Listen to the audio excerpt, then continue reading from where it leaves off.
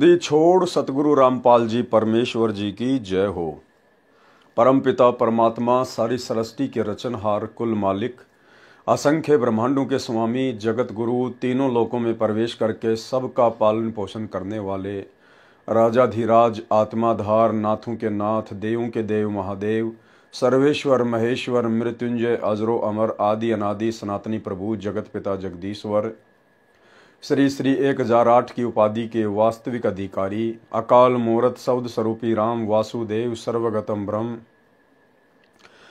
परम पूज्य प्रथम पूज्य परम संत परम पुरुष परम धनी परम दयालु सत्य कबीर हक्का कबीर अल्लाहु कबीर अल्लाहु अकबर बाखबर अल्लाह ताला जगत के तारणहार जगत के मुक्तिदाता जगत के जगन्नाथ हारे के सहारे हिंदुओं के राम मुसलमानों के अल्लाह सिखों के वाहेगुरु ईसाइयों के मसीह दया के सागर दयानिधि करुणा के सागर करुणानिधि स्वयंभू परिभू संकट मोचन कष्ट हरण मंगल करण दुख भंजन अविगत कबीर निर्विकार निर्विषम परमात्मा अलय अलेख सतगुरु आदि अनादि सतगुरु असली मर्यादा पुरुषोत्तम असली राम असली कृष्ण असली घनश्याम असली मुरारी राजाओं के राजा महाराजाओं के महाराजा शहंशाहों के शहंशाह सम्राटों के सम्राट भगवानों के भगवान अल्लाहों के अल्लाह प्रभुओं के प्रभु मसीहों के मसीह सच्चे वाहिगुरु बाबाओं के बाबा पीरों के पीर सेठों के सेठ जगत सेठ सावड़सा सेठ सर्वगुण संपन्न अनंत कोटि कलाओं के स्वामी अनंत कोटि ब्रह्मांडों के नायक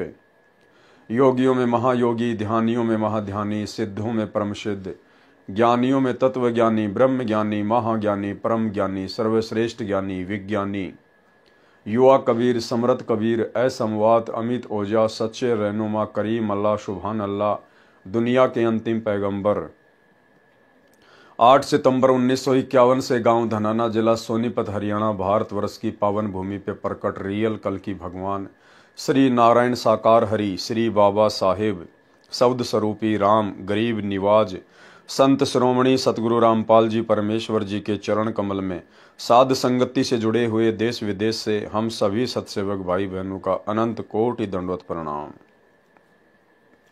सत्साई भाई और बहनों, दया पूज्य गुरुदेव भगवान की सारी सृष्टि के मालिक की जिनकी विशेष वीआईपी रजा से कृपा से आप और हम सभी सत्सेवक भाई बहन कबीर सागर के सरलार्थ के माध्यम से जो वीडियो बन रहे हैं उन वीडियो को देख देख कर परमाणु से जो साबित किया जा रहा है कि धरती पर एकमात्र पूर्ण संत पूर्ण गुरु तत्वदर्शी संत पूर्ण ब्रह्म परमेश्वर सतगुरु रामपाल जी ही हैं। इन सब बातों से हमारा जो विश्वास दृढ़ हो रहा है, हम निरंतर भक्ति मार्ग पर आगे बढ़ रहे हैं। भाई और बहनों, 4 युगों से गुरुदेव भगवान कबीर परमेश्वर इसी प्रकार से आत्माओं को दृढ़ करने का प्रयास कर रहे हैं, परंतु सतयुग से लेकर कलयुग की प्रथम पीढ़ी तक कोई भी आत्मा गुरु को परमात्मा मानकर भक्ति नहीं करती है, इतनी दृढ़ नहीं हो पाती है, इसलिए मोक्ष से वंचित रह जाती है। इसलिए अंत में इस कलयुग की बिचली पीढ़ी में मोक्ष के प्राइम टाइम में गुरुदेव भगवान ने हमारी उस कमजोरी को हमसे दूर करना था, इसलिए परमेश्वर ने साध संगतियां शुरू करवाई है कि साध संगति से ही आपसी ज्ञान चर्चा से ही ये पुण्यात्माएं गुरु को परमात्मा के रूप में पहचान कर भक्ति मार्ग पर सफलता प्राप्त कर पाएंगे।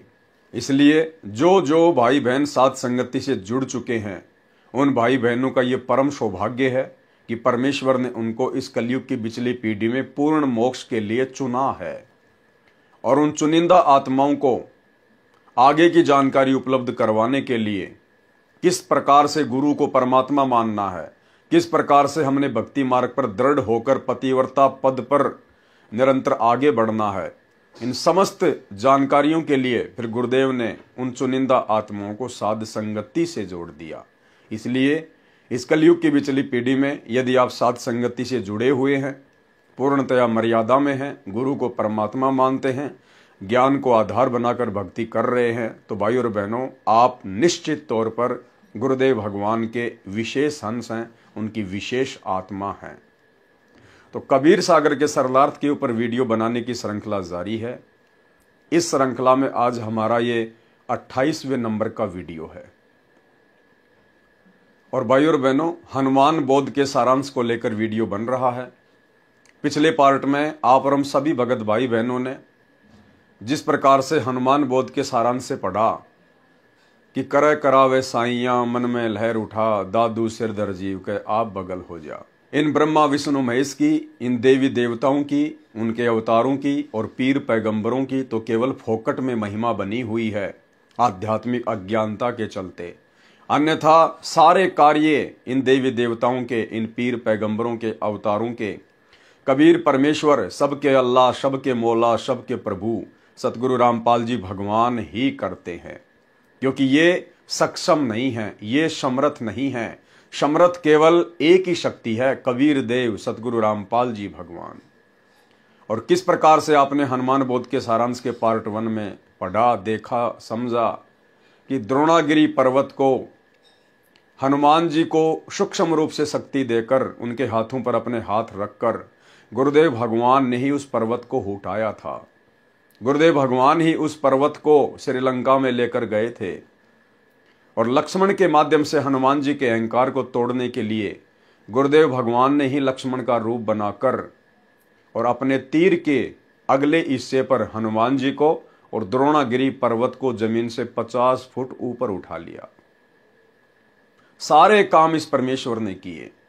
और अंत में फिर आपने देखा कि श्री रामचंद्र जी के हाथों पर सूक्ष्म रूप से अपने हाथ रखकर उनकी विशेष प्रार्थना पर रावण की नाभि में तीर भी पूज्य गुरुदेव सतगुरु रामपाल जी परमेश्वर जी ने ही मारा था। क्योंकि जितने भी जीव सृष्टि में हैं, ये सब उस कबीर परमेश्वर सतगुरु रामपाल जी भगवान की ही आत्माएं हैं। और आत्मा जब विशेष संकट में होती है, विशेष परेशानी में होती है, और यदि उसके कोई पिछले संस्कार, कोई भक्ति धन शेष होता है, तो परमेश्वर उस आत्मा की पुकार पर अवश्य किसी न किसी रूप में, प्रत्यक्ष या परोक्ष रूप में प्रकट होकर या सूक्ष्म रूप में अपनी उस प्यारी आत्मा की मदद अवश्य करते हैं। तो भाई और बहनों, इसीलिए कहते हैं कि करे करावे साइयां मन में लहर उठा, दादू सिर धर जीव के आप बगल हो जा। और ये सारा सब कुछ परमेश्वर क्यों कर रहे हैं? कबीर सागर के सरलार्थ को लिखना, अन्य पुस्तकों को लिखना, अब समय आने पर उन पुस्तकों के ऊपर वीडियो बनवाकर उनके अंदर छुपे हुए गूढ़ रहस्यों को उजागर करवाना क्यों करवा रहे हैं गुरुदेव? क्योंकि अब ये कलयुग की बिचली पीढ़ी है, मोक्ष का प्राइम टाइम है, और गुरु को एकमात्र परमेश्वर कबीर देव माने बिना, जुबान से नहीं, अपनी अंतरात्मा से, अपने हृदय से, तब तक हम लोग मोक्ष के पूर्ण अधिकारी नहीं बन सकते। इसलिए परमात्मा हमारी उस कमजोरी को दूर करना चाहते हैं जो कमजोरी हम युगों युगों से दर्शाते हुए आ रहे हैं, गुरु को मानुष मानने वाली कमजोरी। तो यदि आप साथ संगति से जुड़े हुए हैं तो ये आपका परम सौभाग्य है कि आपने अपने गुरु को पूर्ण ब्रह्म परमेश्वर कबीर देव के रूप में अपनी अंतरात्मा से, अपने हृदय से स्वीकार कर लिया है, और उनके साथ उसी प्रकार से आप जी व्यवहार कर रहे हैं। यानी गुरु को ही परमात्मा मानकर फिर आप जी गीता अध्याय 3 श्लोक 13 के अनुसार उन्हें इष्ट मानकर भोग लगा रहे हैं। एकमात्र उन्हीं का फोटो, उन्हीं की प्रतिमा आपके घर में, आपके घट में है। एकमात्र उन्हीं को अपना पति मानकर, परमेश्वर मानकर पतिव्रता पद की भक्ति कर रहे हैं। तो ये आप और हमारा परम सौभाग्य है। तो भाई और बहनों, आज हम आगे बढ़ेंगे हनुमान बोध के पार्ट नंबर 2 पर। इसके अंदर भी गुरुदेव भगवान ने बहुत सारे गुप्त रहस्य छुपा रखे हैं, बहुत सारी ऐसी बातें छुपा रखी हैं अध्यात्म को लेकर, जिन बातों का गुरुदेव ने अभी तक सार्वजनिक तौर पर कहीं भी जिक्र नहीं किया है। आप और हमारी तुच्छ बुद्धि को देखते हुए कि यदि समय से पहले मैंने इनको ये गूढ़ जानकारियां बता दी तो ये आत्माएं मेरे ऊपर विश्वास नहीं कर पाएंगी, क्योंकि इनकी बुद्धि अभी उस लेवल की नहीं है कि ये मेरे द्वारा बताई गई अध्यात्म की आगे की बातें समझ सकें। और गुरु के वचन में दोष निकालने का मतलब है भक्ति का सत्यानाश करवाना। इसलिए परमेश्वर ने पिछले 30 वर्षों से हमें सामान्य ज्ञान दिया। परमेश्वर ने हमारी फाउंडेशन भरी, हमारी नींव भरी, और जब नींव भर चुकी है उसके बाद गुरुदेव ने सत्संगति के माध्यम से अब वो रहस्य जो गुरुदेव ने पहले ही लिखकर छोड़ दिए हैं उजागर करवाने शुरू कर दिए हैं। तो आज के वीडियो में भी हमें बहुत सारी जानकारियां मिलेंगी। तो हमने हनुमान बोध के सारांश में यहां तक पढ़ लिया था कि श्री रामचंद्र जी ने त्रेता युग में जब उनसे रावण नहीं मारा जा रहा था, उसके बाद उन्होंने अपने अंतरात्मा से अपनी आत्मा के पति अपने परमपिता परमेश्वर को याद किया। यानी श्री राम ने उस असली श्री राम को याद किया। त्रेता युग में पैदा राम ने उस आदि राम को याद किया, जिस आदि राम की पूजा भक्ति, उसके नाम का सुमरण सतयुग में भी होता था, जो सब का राम है। राम राम सब जगत बखाने, आदि राम कोई बिरला ही जाने। रामचंद्र जी ने परमेश्वर को याद किया कि इस राक्षस को मारो, मेरी सहायता करो। हे महादेव, हे देवों के देव, हे महाप्रभु, मेरी सहायता करो। आपकी बेटी सीता महाकष्ट में है, आपके बच्चे 33 करोड़ देवता भी इसी राक्षस ने जेल में डाल रखे हैं। परमेश्वर कबीर जी ने उसी समय गुप्त रूप में रामचंद्र के हाथों पर अपने सूक्ष्म हाथ रखे और तीर रावण की नाभि में मारा, तब रावण मरा।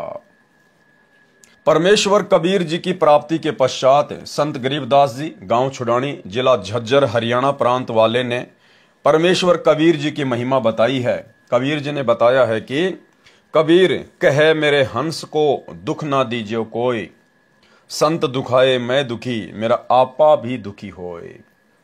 गुरुदेव भगवान कह रहे हैं कि कबीर मेरे हंस को, यानी मेरे भगत को, मेरे साधक को दुख ना दीजिए कोई, और मेरा भगत दुखी तो मैं दुखी, मेरा आपा भी दुखी होए। यानी मेरा जो दिल है, मेरी जो अंतरात्मा है, वो भी दुखी होती है यदि कोई मेरे भगत को, यदि कोई मेरे अंश को दुखी करता है। तो इसका मतलब केवल ये नहीं है कि हम बाकी जो गधे कुत्ते सुअर है उनको मारें पीटें, और केवल जो परमात्मा का भगत है, सतगुरु का भगत है, उसी से प्यार प्रेम से पेश आए। नहीं, इस पृथ्वी पर, इस 21 ब्रह्मांड में जितने भी जीव हैं, चाहे वो 84 लाख योनियों में है, चाहे वो मनुष्य शरीरधारी स्त्री या पुरुष है, सब परमेश्वर के हंस हैं, सब परमेश्वर के बच्चे हैं, उनके अंश हैं। अब जिस प्रकार एक दादाजी होता है, दादाजी का मुख्य अंश होता है उसका बेटा, क्योंकि वो डायरेक्ट उसके बिंद से पैदा होता है। लेकिन उसके बेटे का बेटा यानी दादा का पोता, उसमें दादाजी का अपने बेटे से भी ज्यादा लगाव होता है, क्योंकि वो भी दादा का ही अंश होता है। तो इसी प्रकार भाई और बहनों, हम विशेष तौर पर तो गुरुदेव भगवान के हंस हैं, उनके भगत हैं, क्योंकि हमें मनुष्य शरीर प्राप्त है। परंतु जितने भी 84 लाख योनियों में प्राणी भटक रहे हैं, वो भी अपने संस्कारवश भटक रहे हैं। आप और हम भी ना जाने कितनी बार भटके हैं। परमेश्वर उनकी भी हर पुकार सुनता है, और यदि उनके संस्कार में यदि कोई भक्ति धन होता है, ऐसा यदि कोई पुण्य होता है, तो परमेश्वर उन 84 लाख योनियों में कष्ट भोग रहे उन पशु पक्षियों की भी मदद करता है। जिस प्रकार महाभारत के युद्ध में एक टटेरी पक्षी ने अपने अंडों की रक्षा के लिए अपनी अंतरात्मा से गुरुदेव भगवान से प्रार्थना की, तो परमेश्वर जी ने उसके पिछले भक्ति संस्कार के आधार से, उसके पुण्यों के आधार से परमेश्वर ने इंद्र के हाथी का घंटा तोड़ के, जिसका वजन 88,000 मण था, महाभारत के युद्ध में उन अंडों के ऊपर डाल दिया, और किसी का ध्यान भी नहीं गया। पूरा महाभारत हो गया, करोड़ों लोग कट के मर गए। उसके बाद लोगों का ध्यान उस घंटे के ऊपर गया कि ये क्या है। लोगों ने काफी मशक्कत के बाद जब उसको उठा के देखा, तो नीचे वो टटीरी पक्षी और उसके अंडे बिल्कुल सुरक्षित थे। यानी जिस महाभारत में अग्नि बाण चले, लाखों करोड़ों लोग मर गए, बड़े बड़े योद्धा मर गए, सूरवीर मर गए, लेकिन परमेश्वर ने उस टटेरी पक्षी के अंडों पर आंच भी नहीं आने दी। इसलिए भाई और बहनों, हमने किसी को भी मन कर्म वचन से दुखी नहीं करना है, किसी को भी परेशान नहीं करना है, कुवचन नहीं बोलना है। अन्यथा हम भक्ति करते करते भी, भगत कहलवा कर भी अपने गुरुदेव भगवान के दोषी रहेंगे। इसलिए जो गलती वर्तमान में सतलोक आश्रमों से जुड़े हुए मुख्य लोग, बड़े बड़े स्टेट कोऑर्डिनेटर, वर्ल्ड कोऑर्डिनेटर, गुरुदेव के परिवार वाले कर रहे हैं, भगत भाई बहनों की पिटाई करके, माँ बहन की गंदी गंदी गालियां निकाल के, साथ संगतियां रुकवा के, भक्तों के ऊपर मुकदमे करवा के, हमने गुरुदेव के तत्व ज्ञान को आधार बनाकर स्वयं कष्ट उठा लेना है।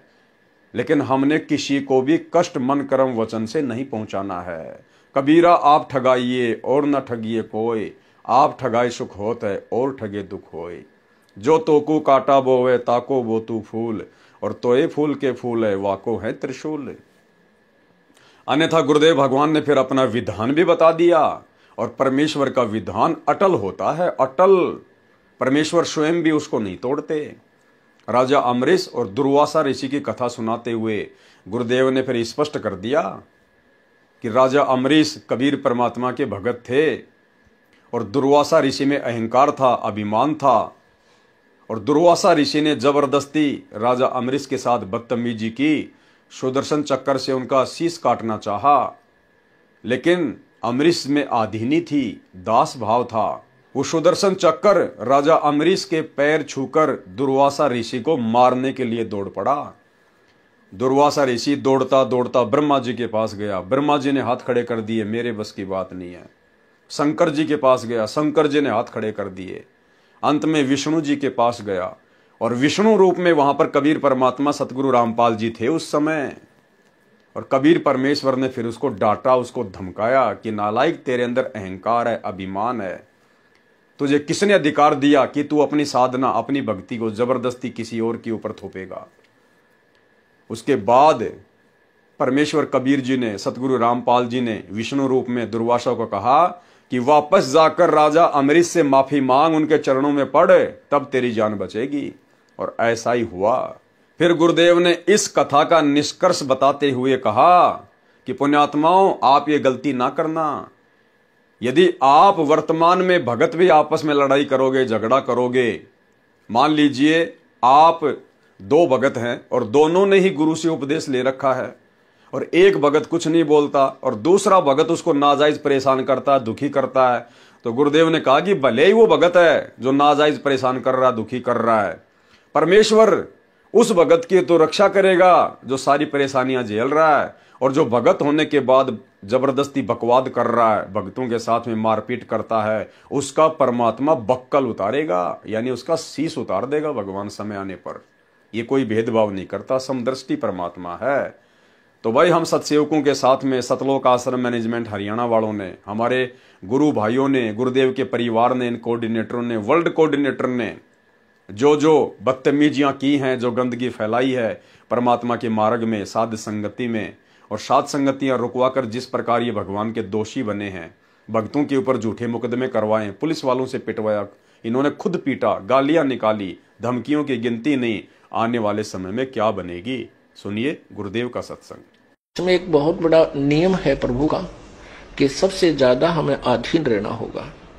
आप दो भक्त हैं, दोनों ने उपदेश ले रखा है, और तुम आपस में झगड़ा करते हो, और एक भक्त कुछ नहीं कहता, दूसरा उसको नाजायज परेशान करने की चेष्टा करता है, तो परमात्मा उस जो भक्त की रक्षा करेगा। और वो भी बेशक भक्त है जो बेमतलब बकवाद करके दूसरे को तंग कर रहा है भक्त को, तो उसको हानि पहुंचाएगा, जबकि दोनों भक्त ही है।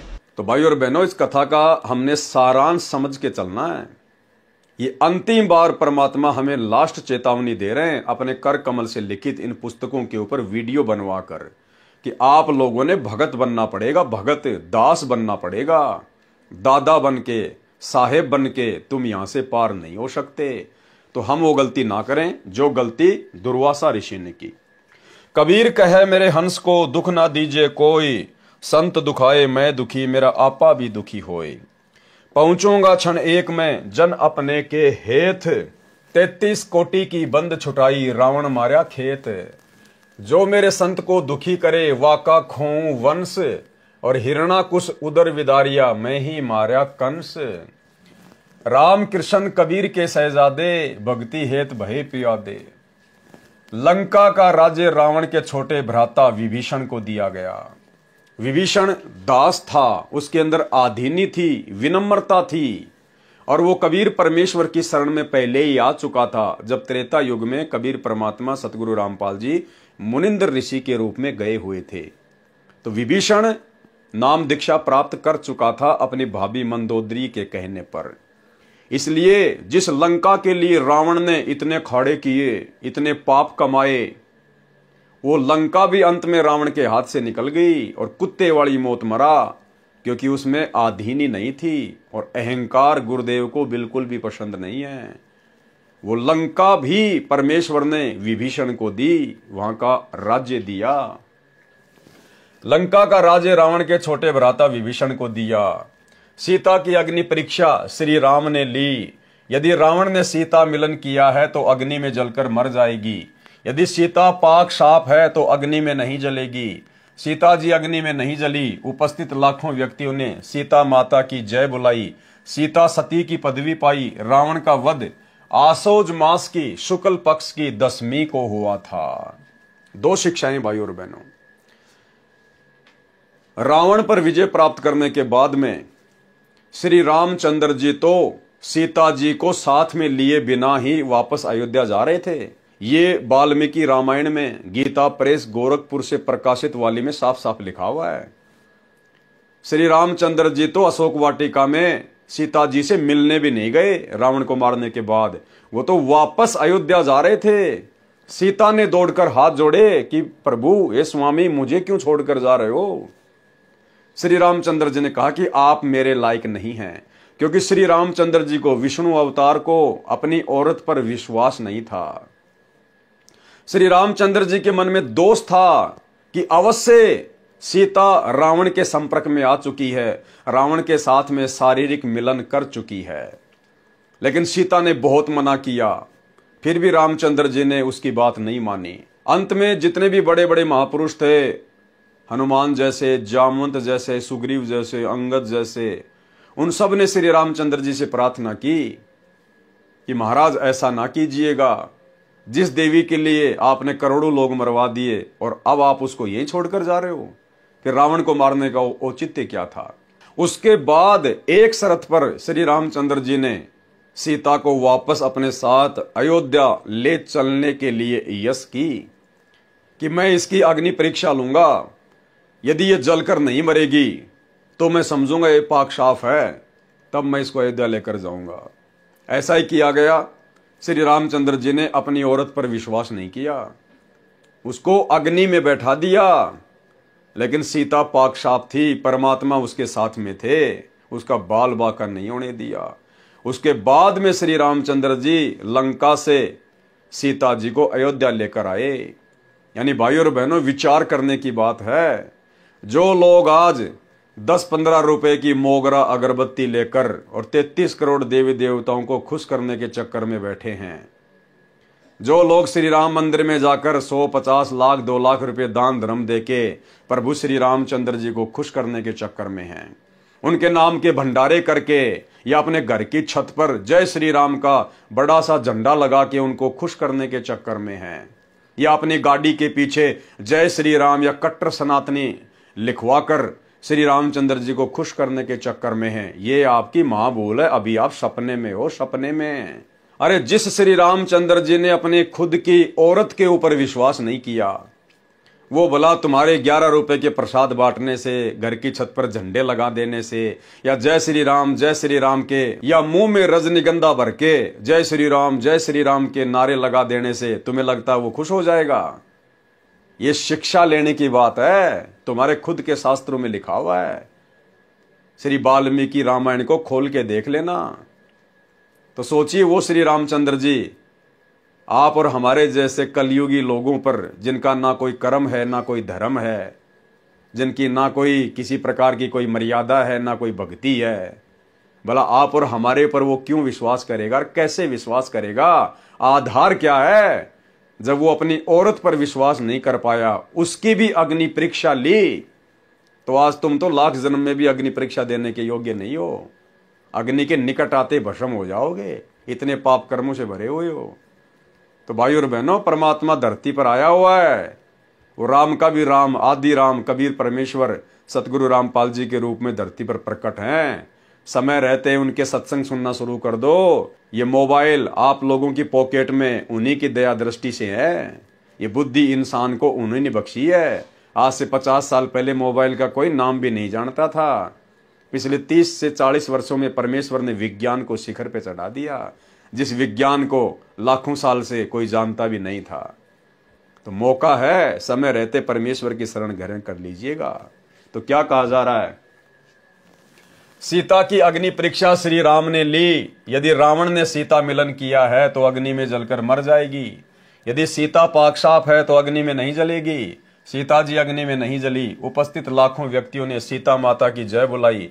सीता सती की पदवी पाई। रावण का वध आसोज मास की शुक्ल पक्ष की 10वीं को हुआ था। अब भाई और बहनों, ये कहां लिखा हुआ है, कौन से शास्त्र में लिखा हुआ है, किसने बताई ये डेट, ये महीना, ये तिथि, ये वार, ये किसने बताया? कौन लिख रहे हैं? सतगुरु रामपाल जी। तो कौन हुए सतगुरु रामपाल जी? स्वयं रावण का वध करने वाले कबीर देव वही बता सकते हैं। रावण का वध आसोज मास की शुक्ल पक्ष की 10वीं को हुआ था। रावण वध के 20 दिन बाद 14 वर्ष की वनवास अवधि पूरी करके श्री राम, लक्ष्मण और सीता पुष्पक विमान में बैठकर अयोध्या नगरी में आए। रावण को मारने के बाद भी 20 दिन बचे हुए थे श्री रामचंद्र जी के 14 साल वाले वनवास के पूरा होने में। कौन बता रहे हैं? सतगुरु रामपाल जी। विचार करने की बात है, ये परमेश्वर हैं। ये बायोडाटा आपके किसी भी राम कथावाचक के पास नहीं मिलेगा, रामायण में नहीं मिलेगा।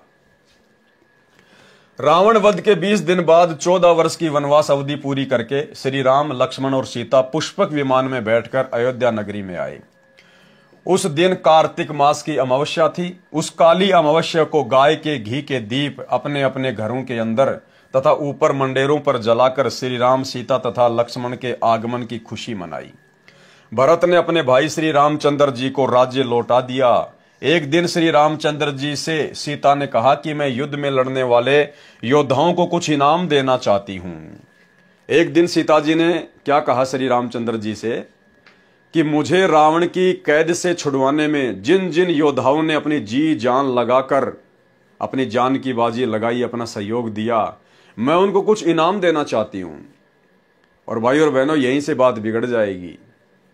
देखना, उस हनुमान जी ने, जिन्होंने अपना सर्वस्व सीता जी को छुड़ाने के लिए श्री रामचंद्र जी के चरणों में सौंप दिया, जिन्होंने अपनी जान की बाजी लगा दी, बढ़ चढ़कर उन्होंने सारे काम किए, उस हनुमान जी की सीता जी ने भरी सभा में किस प्रकार से बेइज्जती की।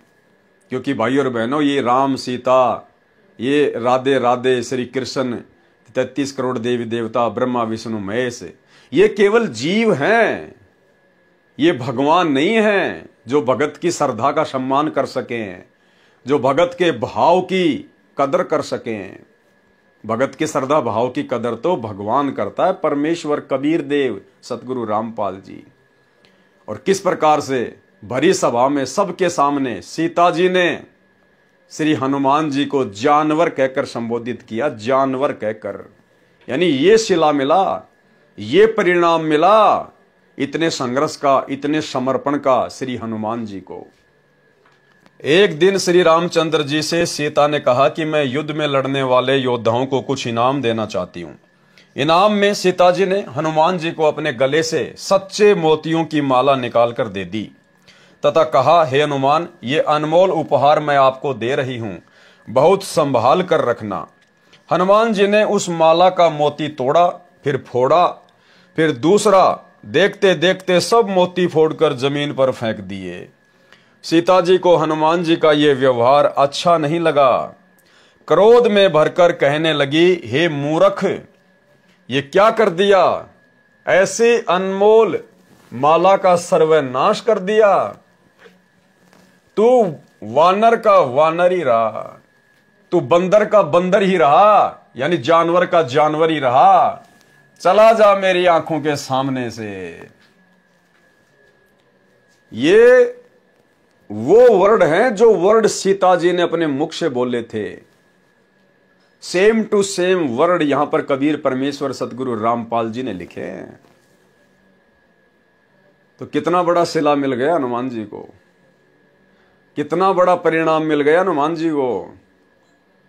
अरे श्री राम और सीता का हनुमान जी से बड़ा तो इस कलयुग में कोई भगत नहीं है ना। जितने भी भाई बहन हैं उनकी नजरों में हनुमान जी से बड़ा तो श्री राम और सीता जी का कोई भगत है ही नहीं। जब इतने बड़े भगत को उसके त्याग, उसके समर्पण का ये परिणाम मिला, बेइज्जती, जानवर का जानवर रहा, गाली। तो ये वर्तमान के भगत, श्री रामचंद्र जी के भगत, माता सीता जी के भगत, अपने आप को कट्टर सनातनी, कट्टर हिंदू कहने वाले, गाड़ियों के ऊपर जय श्री राम लिखवाने वाले, घर की छतों पर जय श्री राम के झंडे लगाने वाले, भाई और बहनों, तुम तो हो ही क्या उस हनुमान जी के आगे, उसके बाल के बराबर भी नहीं हो, बाल के बराबर भी। तो तुम क्या उम्मीद लेकर भक्ति कर रहे हो? तुम्हें क्या मिलेगा जब हनुमान जी को ये मिला? क्या कहा सीता जी ने? क्रोध में भरकर कहने लगी कि हे मूर्ख, ये क्या कर दिया? ऐसी अनमोल माला का सर्वनाश कर दिया। तू वानर का वानर ही रहा, चला जा मेरी आंखों के सामने से। उस समय श्री रामचंद्र जी भी सीता जी के साथ ही सिंहासन पर विराजमान थे। उन्होंने भी हनुमान के इस व्यवहार को अच्छा नहीं माना और चुप रहे। श्री रामचंद्र जी ने मुंह से तो कुछ नहीं बोला, लेकिन जब सीता ये बात कह रही थी तो उनको बड़ा अच्छा लग रहा था कि हां सीते, तूने बिल्कुल सही कहा, ये वानर का वानर ही है। इतनी महंगी माला को तोड़ दिया इसने। भाई और बहनों, श्री हनुमान जी की भक्ति की, उसके त्याग की, उसके समर्पण की श्री रामचंद्र और सीता ने कोई मान मर्यादा नहीं रखी, कोई मान मर्यादा। लेकिन हनुमान अपने आप में भगत था, वो सच्चा सेवक था। और आगे चलकर कबीर परमेश्वर मुनिंद्र ऋषि के रूप में हनुमान जी को मिले, और उसके अंदर जो भगत वाले गुण थे, परमेश्वर ने उन भगत वाले गुणों के आधार से उसे अपनी शरण में लिया। असल परिणाम मुनिंद्र ऋषि जी ने दिया। हनुमान जी की वीरता, उसके दास भाव, उसके त्याग, उसके समर्पण की जो वैल्यू थी, वो कबीर परमेश्वर सतगुरु रामपाल जी ने समझी, और परमेश्वर ने उसको वो अनमोल वस्तु बख्श दी जो अनमोल वस्तु श्री रामचंद्र जी के पास भी नहीं थी। उन्हें 3 लोक की सर्वश्रेष्ठ संपत्ति, उनको अपना नाम दिया, अपना उपदेश दिया, अपना भगत बनाया। गुरु समान दाता नहीं, याचक शिष्य समान, 3 लोक की संपदा, सो गुरु दीनी दान। यानी तीनों लोकों में सबसे महंगी यदि कोई संपत्ति है तो केवल गुरुदेव भगवान का नाम है। वो सबसे अनमोल संपत्ति हनुमान जी को बख्शी।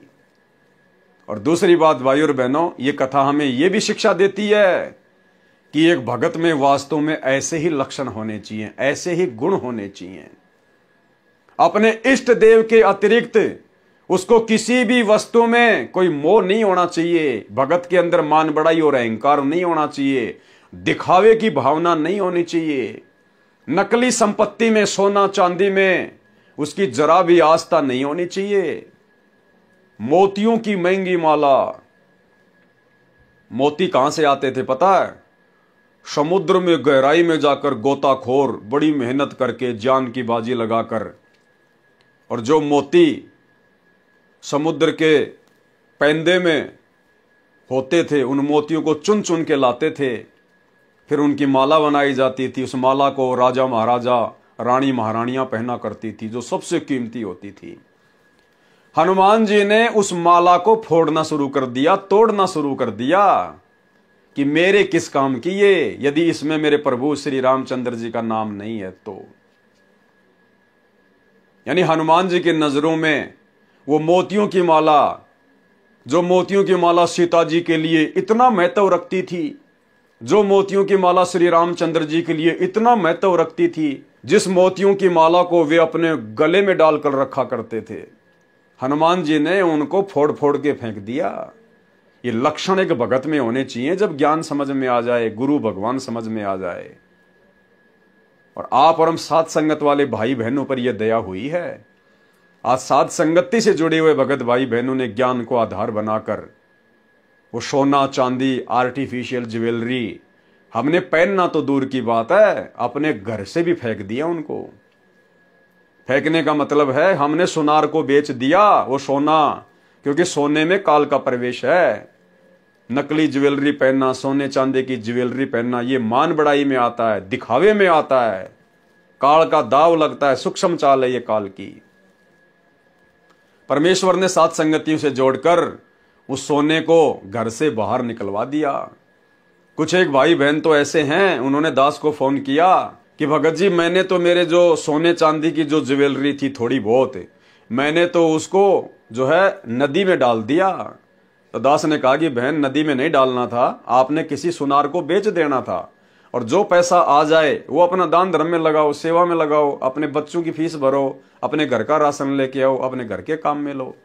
बोला भगत जी मैंने तो फेंक ही दिया, जब भगवान ने कह दिया कि इसमें काल का परिवेश है तो सुनार को भी क्या बेचना।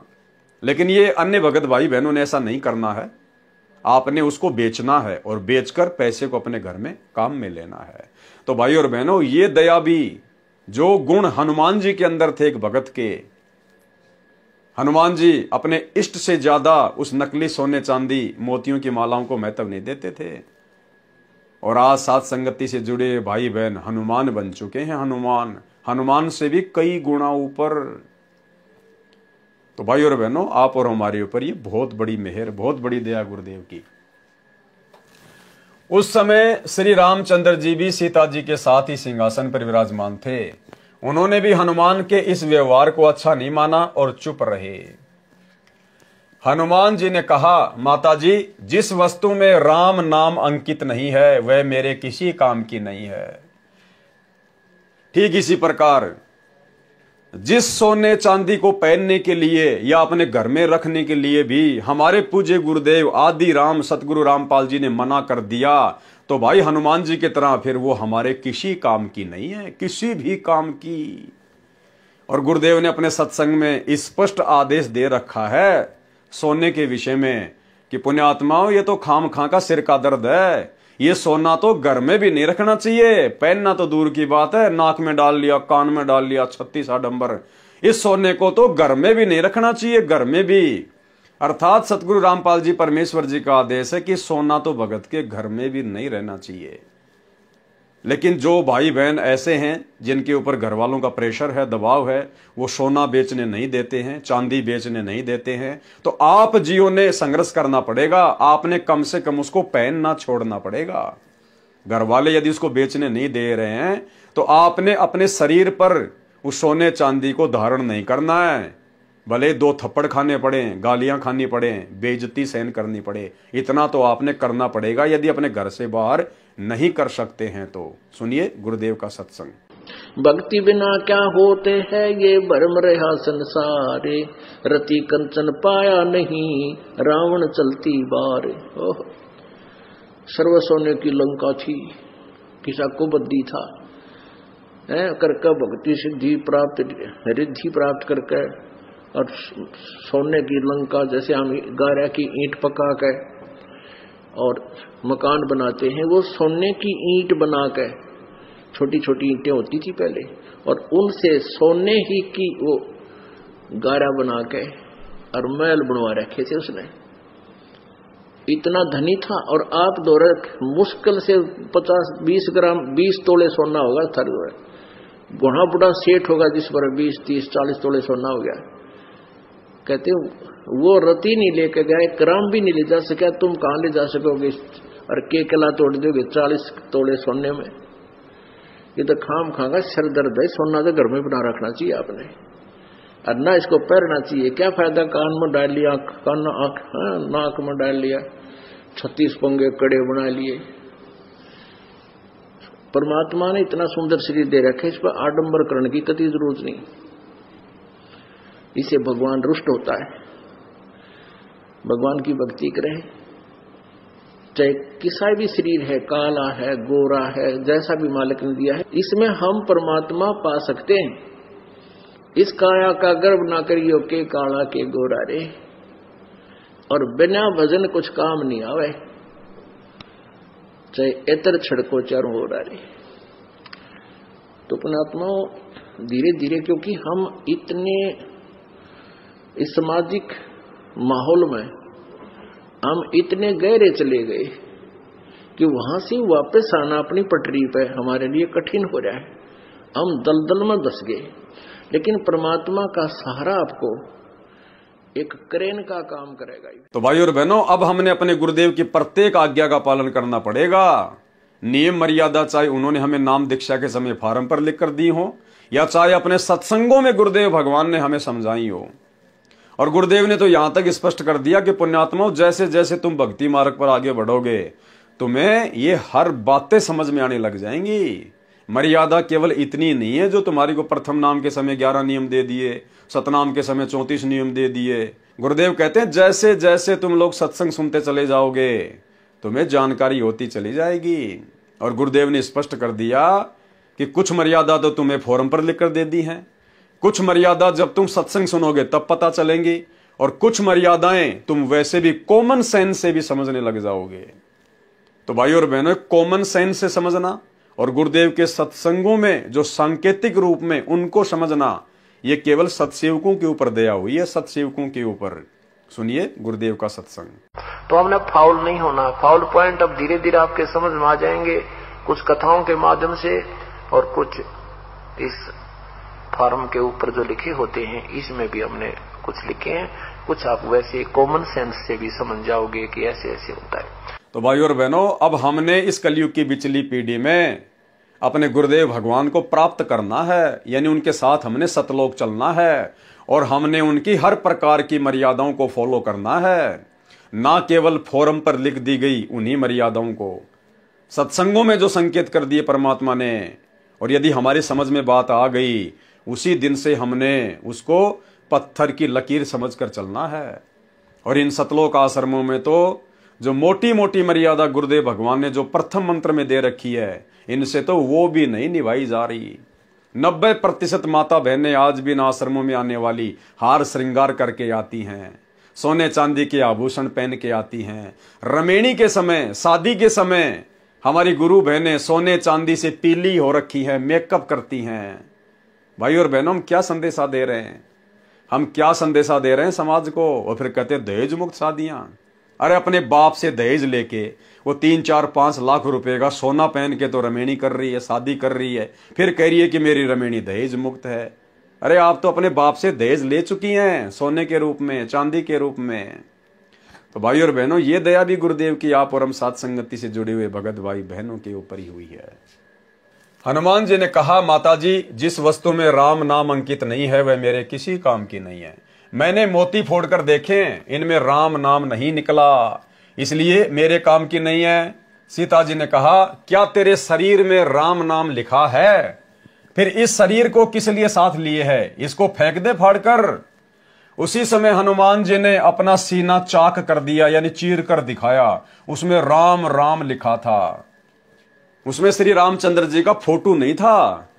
ये फोटो तो फालतू में वर्तमान के अज्ञानी साधु संत महात्मा मंडलेश्वर शंकराचार्य राम कथावाचक है, जिनको झूठी महिमा अपनी रोजी रोटी के लिए श्री रामचंद्र जी की बनानी है, ये लोग उन फोटोओं में श्री राम और सीता की तस्वीर दिखाते हैं। नहीं, गुरुदेव कह रहे राम राम लिखा था, और वो राम राम वो राम नहीं था जो वहीं पर बैठा हुआ था, सीता का पति ना। वो दशरथ पुत्र श्री रामचंद्र जी तो श्री हनुमान जी से नाराज था। जब सीता के द्वारा दी गई मोतियों की माला हनुमान जी ने फोड़ी, तो अंदर ही अंदर श्री रामचंद्र जी खुश हो रहे थे कि सीता तूने बहुत अच्छा किया, हनुमान जी ने जो किया ये गलत किया। तो भला उस राम का नाम कैसे हनुमान जी के सीने में आ जाएगा? भाई और बहनों, वो आदि राम, सबका राम, राम का भी राम, राम राम सब जगत बखाने, आदि राम कोई बिरला जाने। वो उस कबीर परमेश्वर सतगुरु रामपाल जी का शक्ति बोधक नाम है, उनका उपमात्मक नाम है राम। इसलिए वहां पर राम लिखा हुआ आया था, ना कि दशरथ पुत्र का नाम। इसको फेंक दे फाड़ कर। उसी समय हनुमान जी ने अपना सीना चाक कर दिखाया, उसमें राम राम लिखा था।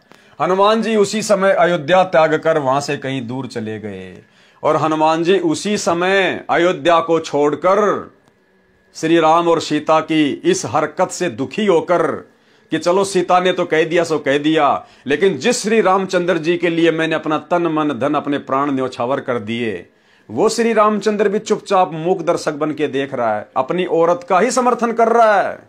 उसी समय हनुमान जी श्री रामचंद्र जी से दुखी होकर उनके व्यवहार से दुखी होकर और उसी समय मायूस होकर अयोध्या त्याग कर चले गए थे। यह है असली कहानी, असली राम कहानी। दुनिया चले ना श्री राम के बिना, राम जी चले ना हनुमान के बिना। हनुमान जी राम का तो अलग अलग बंटवारा हो गया था उसी समय। हनुमान जी उसी समय अयोध्या त्याग कर वहां से कहीं दूर चले गए। श्री रामचंद्र जी अपनी अयोध्या नगरी की जनता के दुख दर्द जानने के लिए गुप्त रूप से रात्रि के समय वेश बदलकर घूमा करते थे। कुछ वर्ष उपरांत जब राजा रामचंद्र जी रात्रि में अयोध्या की गलियों में विचरण कर रहे थे, एक घर से ऊंची ऊंची आवाज आ रही थी। राजा रामचंद्र जी ने निकट जाकर वार्ता सुनी। एक धोबी की पत्नी झगड़ा करके घर से चली गई थी। वह 2-3 दिन अपने बहन के घर रही, फिर लौट आई। धोबी उसकी पिटाई कर रहा था, कह रहा था कि निकल जा मेरे घर से, तू 2 रात बाहर रहकर आई है, मैं तेरे को घर में नहीं रखूंगा, तू कलंकित है। वह कह रही थी, मुझे सौगंध भगवान की, सौगंध है राजा राम की, मैं पाक साफ हूं। आपने मारा तो मैं गुस्से से अपनी बहन के घर गई थी, मैं निर्दोष हूं। तो धोबी ने क्या कहा? धोबी ने कहा कि मैं दशरथ पुत्र रामचंद्र नहीं हूं जो अपनी कलंकित पत्नी को घर ले आया है, जो वर्षों रावण के साथ रही थी। अयोध्या नगरी के सब लोग लुगाई चर्चा कर रहे हैं, क्या जीना है ऐसे व्यक्ति का जिसकी पत्नी अपवित्र हो गई हो। राजा राम ने धोबी के मुख से यह बात सुनी तो कानों में मानो गरम तेल डाल दिया हो। इसको कहते हैं भाई और बहनों लोक लाज।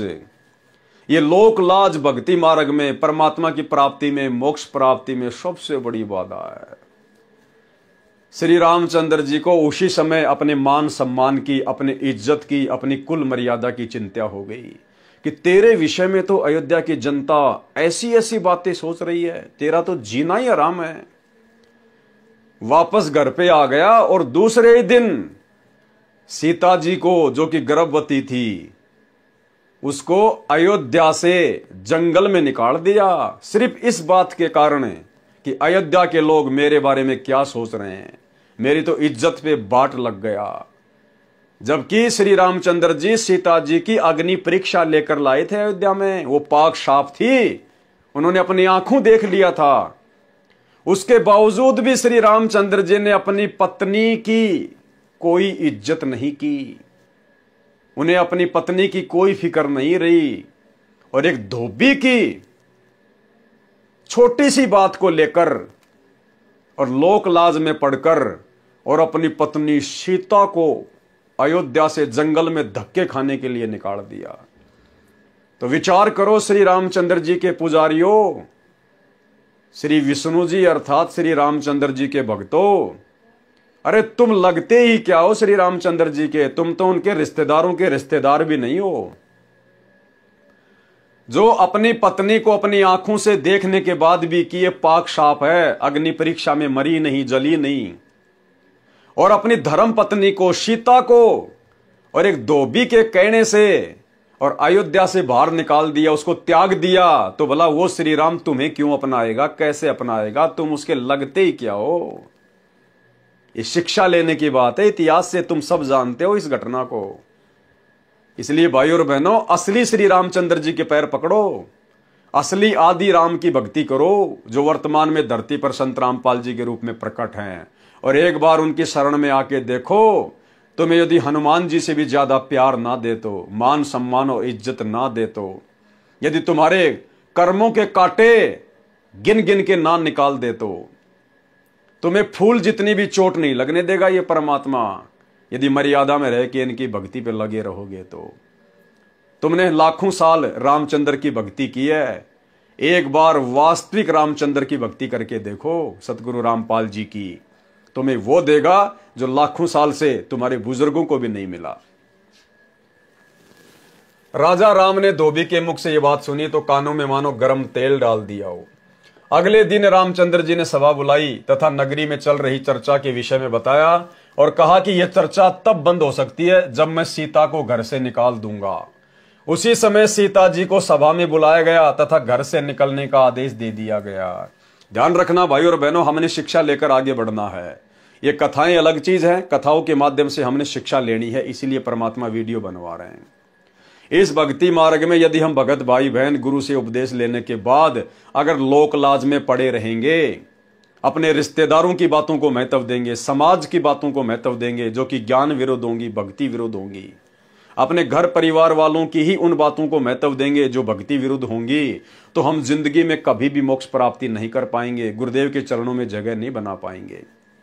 अच्छे से हम पहले ज्ञान को समझें, उसके बाद गुरु से दीक्षा लें, और गुरु से दीक्षा लेने के बाद यदि काल प्रेरणा से आपके मन में दोष पैदा करने के लिए या आपके ऊपर दबाव डालने के लिए, यदि काल प्रेरणा से आपके रिश्तेदार, समाज वाले, जहां पे आप मेहनत मजदूरी ऑफिस में काम करते हैं, वहां पे आपके साथी सहपाठी आपको चाहे कुछ भी क्यों ना कहें, कैसे भी बातें क्यों ना बनाएं, आपने उनकी बातों का 1% भी अपने ऊपर कोई असर नहीं करना है।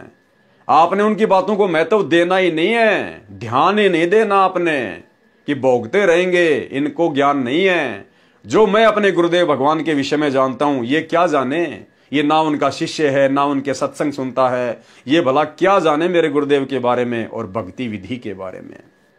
यदि हम लोकलाज में आ गए, शर्मा शर्मे में आ गए, दबाव में आ गए, तो भाई और बहनों, परमात्मा ने मीराबाई का उदाहरण दिया कि वो मीराबाई भी अगर लोकलाज में आ जाती, घर परिवार के दबाव में आ जाती, कैसे मीराबाई के देवर ने उसको दुखी किया, परेशान किया, मारने तक का प्रयत्न किया। मीराबाई की मां भी आकर उस पर दबाव डाल रही है, समझा रही है कि सत्संग में जाना मीरा छोड़ दे। गुरुदेव ने कहा कि वो मीराबाई यदि उस समय लोकलाज में आ जाती, दबाव में आ जाती और भक्ति छोड़ देती, आज कहीं पर वो कुतिया बन के घूम रही होती। आज उस मीराबाई के जैसे 300 मीराबाई मरती हैं। परमात्मा उनकी सार संभाल क्यों नहीं कर रहा? तो गुरुदेव भगवान कहते हैं कि आपने दृढ़ होकर भक्ति करनी है। लोक लाज मर्याद जगत की, तिणके जू तोड़ बगावे, जब कोई राम भगत गति पावे। और मालिक कहते हैं लोक लाज ना कीजिए, निर्भय हो रहिए, जय मन चावे राम को तो दासा तन धरिए। आप आधीनी भाव से रहना, किसी के साथ में झगड़ा मत करना, मारपीट लड़ाई मत करना, भले आपको कोई 2 थप्पड़ मार दे, 2 गालियां निकाल दे, आप सुनते रहिएगा, परमात्मा समय आने पर सब कुछ सेट कर देगा। हम यदि मर्यादा में रहेंगे, आधीने में रहेंगे, दुनिया कुछ भी भोके, हमारे गुरुदेव हमारे साथ में हैं, बाड़ी बाका नहीं होगा। और यदि लोकलाज में आ गए, अपने कुल की मर्यादाओं में आ गए, दबाव में आ गए, भक्ति छोड़ दी, तो परमात्मा कहते हैं कुल करने के कारण हंसा गया बिगोए, और फिर यो कुल के कर लेगा जब तू 4 पाए का होए। अपने घर परिवार के दबाव में आकर, समाज की झूठी परंपराओं के दबाव में आकर अगर आपने भक्ति छोड़ दी, अगले जन्म में 4 पैर मिलेंगे, गधा बनेगा। फिर वो तेरा परिवार, वो तेरे बाप दादे, तेरे रिश्तेदार, फिर तेरे आगे कौन से ढाल अड़ाएंगे, तुझे उस गधे की योनि से वो कैसे छुड़वाएंगे। तो भाई और बहनों, हमने हर पहलू पर बहुत गहनता से विचार करके भक्ति मार्ग पर गुरु आशीर्वाद से सफलता प्राप्त करनी है। अगले दिन श्री रामचंद्र जी ने सभा बुलाई तथा नगरी में चल रही चर्चा के विषय में बताया और कहा कि यह चर्चा तब बंद हो सकती है जब मैं सीता को घर से निकाल दूंगा। उसी समय सीता जी को सभा में बुलाया गया तथा घर से निकलने का आदेश दिया, कारण भी बता दिया। सीता जी ने विनय भी की कि हे स्वामी, आपने मेरी अग्नि परीक्षा भी ली थी, मैं भी आत्मा से कहती हूं रावण ने मेरे साथ मिलन नहीं किया। कारण था कि उसको एक ऋषि का श्राप था कि यदि तू किसी पर स्त्री से बलात्कार करेगा, यानी जबरदस्ती करेगा, तो तेरी उसी समय मृत्यु हो जाएगी। भाइयों और बहनों, ये दया भी सीता के ऊपर विशेष तौर पर सतगुरु रामपाल जी परमात्मा, इस कबीर भगवान ने बख्शी है। क्योंकि ये राम, सीता, 33 करोड़ देवी देवता, ये जितने बड़े बड़े जो ये पदों पर बैठे हुए हैं, ये अपनी भक्ति के प्रतिफल में बैठे हुए हैं। कौन सी भक्ति? इस कलयुग की पिछली पीढ़ी में सतगुरु रामपाल जी की भक्ति, सतनाम की कमाई। लेकिन काल प्रेरणा से मर्यादा टूट गई, गुरु विमुख हो जाते हैं, फिर काल के हत्थे लग जाते हैं। तो सतगुरु रामपाल जी परमेश्वर को, अंतर्यामी कबीर देव को इस बात का पता था कि मेरी उस प्यारी आत्मा के साथ में त्रेता युग में ऐसे ऐसे घटना घटेगी। और वो रावण तो राक्षस है, दुष्ट व्यक्ति है, जिसने 33 करोड़ देवी देवताओं को अपने कैद में डाल लिया। दया नाम की चीज नहीं। वो फूल जैसी सीता को भला कैसे छोड़ेगा जब उसको किडनैप करके लेके जाएगा? वो उसके साथ में बलात्कार करेगा, जबरदस्ती करेगा। इसलिए सतगुरु रामपाल जी परमेश्वर जी की प्रेरणा से एक ऋषि के द्वारा पहले ही रावण को श्राप मिल चुका था, अगर तू किसी पर स्त्री के साथ में जबरदस्ती करेगा, बलात्कार करेगा, शारीरिक मिलन करेगा उसकी रजा के बिना, तो भाई तेरी उसी समय मृत्यु हो जाएगी। परमेश्वर ने पहले ही रावण को बांध दिया था, अन्यथा वो रावण तो सीता जी के परकत से उड़ा देता। सीता जी ने विनय की कि हे स्वामी, आपने मेरी अग्नि परीक्षा भी ली थी, मैं भी आत्मा से कहती हूं रावण ने मेरे साथ मिलन नहीं किया। कारण था कि उसको एक ऋषि का श्राप था कि यदि तू किसी पर स्त्री से बलात्कार करेगा तो तेरी उसी समय मृत्यु हो जाएगी, यदि पर स्त्री की सहमति से मिलन करेगा तो ऐसा नहीं होगा, जिस कारण से रावण मुझे छू भी नहीं सका मिलन के लिए। हे प्रभु, मैं गर्भवती हूं, ऐसी स्थिति में कहां जाऊंगी। रावण जैसे व्यक्तियों का भाव नहीं है। रामचंद्र जी आदेश देकर सभा छोड़कर चले गए।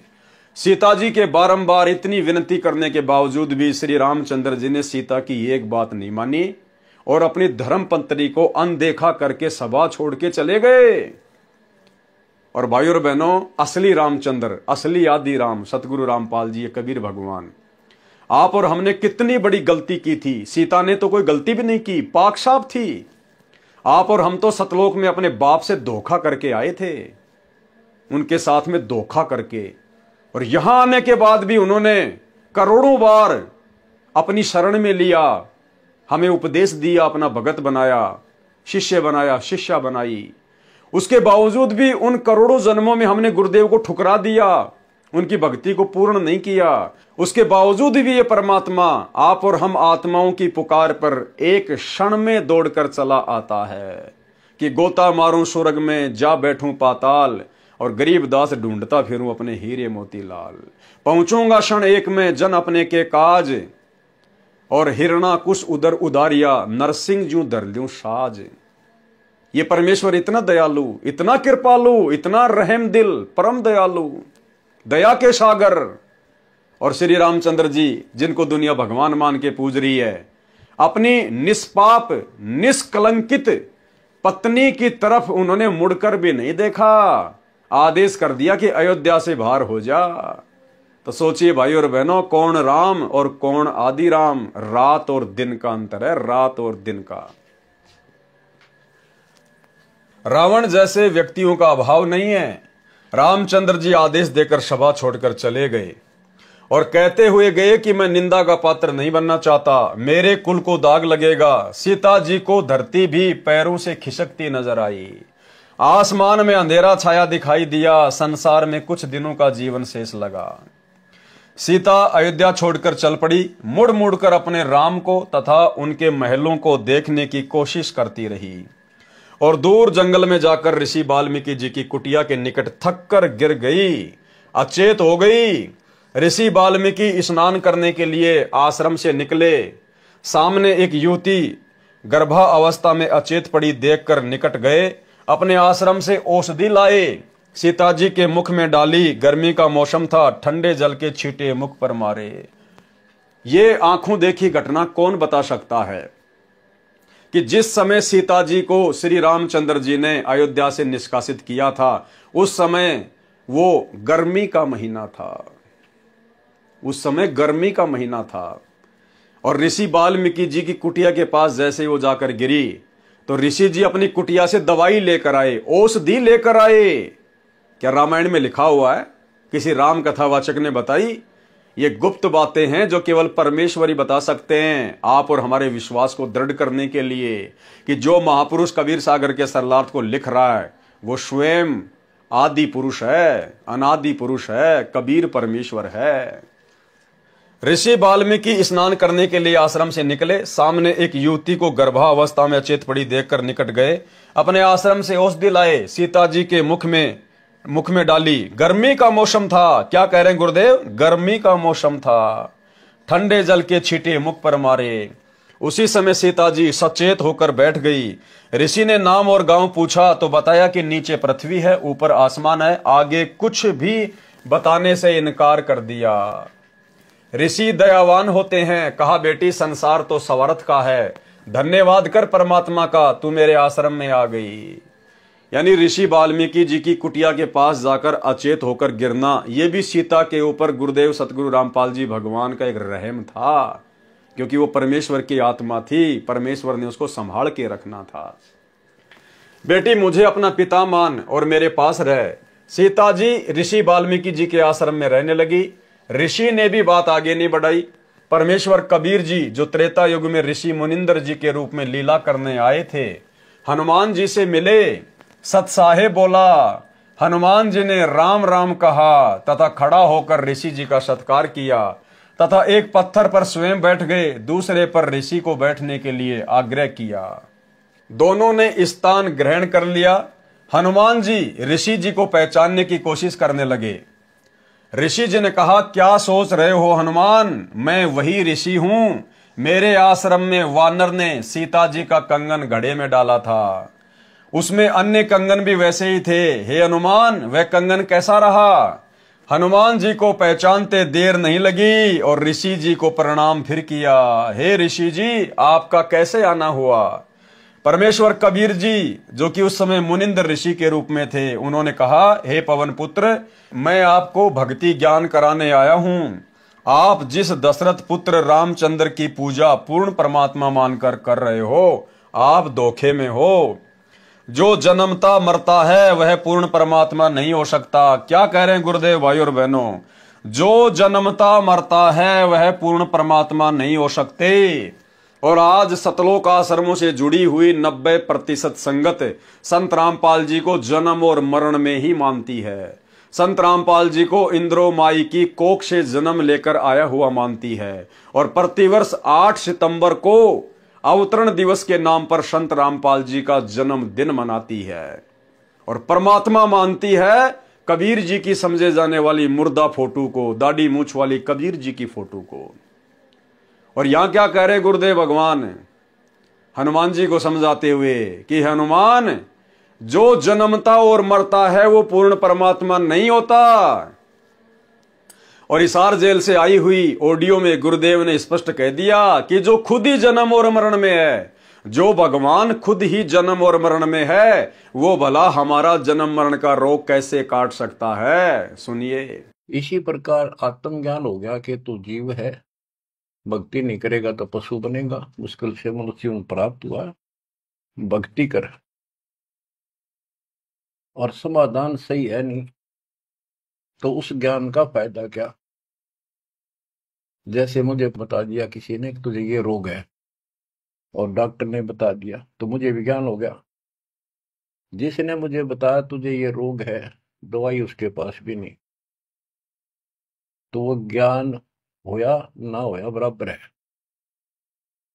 ज्ञान हो कि रोग है, समाधान हो ये इसकी औषधि है, बात खत्म। तो अब आत्मज्ञान के हमारे जन्म और मृत्यु का रोग लगा है, इसको कौन समाप्त कर सकता है? जो स्वयं जन्मते मरते हैं वो भगवान नहीं हो सकते और वो हमारा जन्म मृत्यु का रोग समाप्त नहीं कर सकता। जो स्वयं जन्मते मरते हैं वो भगवान नहीं हो सकते और वो हमारा जन्म मृत्यु का रोग समाप्त नहीं कर सकता।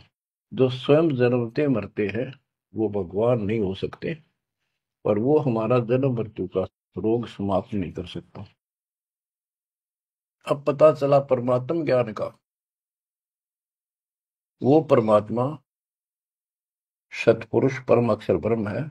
तो भाई और बहनों, इसीलिए कहते हैं ना सतगुरु जननी जने और जाके माना बाप, पिंड भ्रमण से रहित है ना वहां तीनों ताप। यदि वास्तव में कोई सतगुरु होगा वो कभी भी मां के गर्भ से जन्म नहीं लेता, वो जन्म मरण में नहीं आता है। तो भाई और बहनों, सत्सेवक भाई बहनों के ऊपर विशेष मेहर है कि हमने अपने गुरुदेव को जन्म मरण से दूर स्वयंभू परमात्मा मानकर और आज उनको घर घर में विराजमान करके इष्ट रूप में पूजकर हम उनकी भक्ति कर रहे हैं। तो क्या कहा कबीर परमेश्वर जी ने हनुमान जी से? आप धोखे में हो, जो जन्मता मरता है वह पूर्ण परमात्मा नहीं हो सकता। पूर्ण परमात्मा तो अविनाशी है, अविनाशी। और हम साथ संगति से जुड़े हुए सत्सेवक भाई बहन, अपने गुरुदेव भगवान को अविनाशी मानकर प्रतिवर्ष 8 सितंबर को उनका प्रकट दिवस मनाते हैं। प्रकट दिवस, अविनाशी स्वयंभू परमात्मा मानकर। ना सतगुरु जननी जने जाके माना बाप, पिंड ब्रह्मंड से रहित है ना वाती नु ताप। तो भाई और बहनों, ये सात संगति गुरुदेव भगवान का यथार्थ 13वां कबीर पंथ है। और शतलोक आश्रमों से जुड़कर जो भाई बहन भक्ति साधना कर रहे हैं वो तो 12वें पंथ की टूटी फूटी भक्ति है, 12वें पंथ की। क्योंकि वो लोग दाढ़ी मूंछ वाले कबीर जी को ही अपना भगवान मानते हैं, कबीर मानते हैं, उसी का प्रकट दिवस मनाते हैं।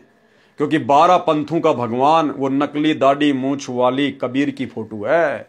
और 13वें यथार्थ कबीर पंथ का भगवान है सतगुरु रामपाल जी, जिन्होंने सन 1994 में अपने यथार्थ 13वें कबीर पंथ को चलाया। और वो पंथ चलाने वाला स्वयं कबीर परमात्मा ही है, अविनाशी प्रभु है। आप लोग सिर्फ आरती अपनी जुबान से करते हो, दिल से आरती नहीं करते। और ना आप जी आरती के मर्म को समझ पाए हो, केवल सत्सेवकों ने समझा है। आप आश्रमों से जुड़े भाई बहन रोज संध्या आरती करते हो और क्या बोलते हो, अवगुण किए घनेरे फिर भी भले बुरे हम तेरे, दास को जान के निपट नादान मोहे बख्श दियो अविनाशी। किसके आगे हाथ जोड़ के प्रार्थना कर रहे हो गुरुदेव के अंग में? अपने गुरुजी से, सतगुरु रामपाल जी से। और क्या कह रहे हो? मोहे बख्श दियो अविनाशी। अरे तुम रोजाना अपने गुरुदेव को अपनी जुबान से तो अविनाशी कह रहे हो।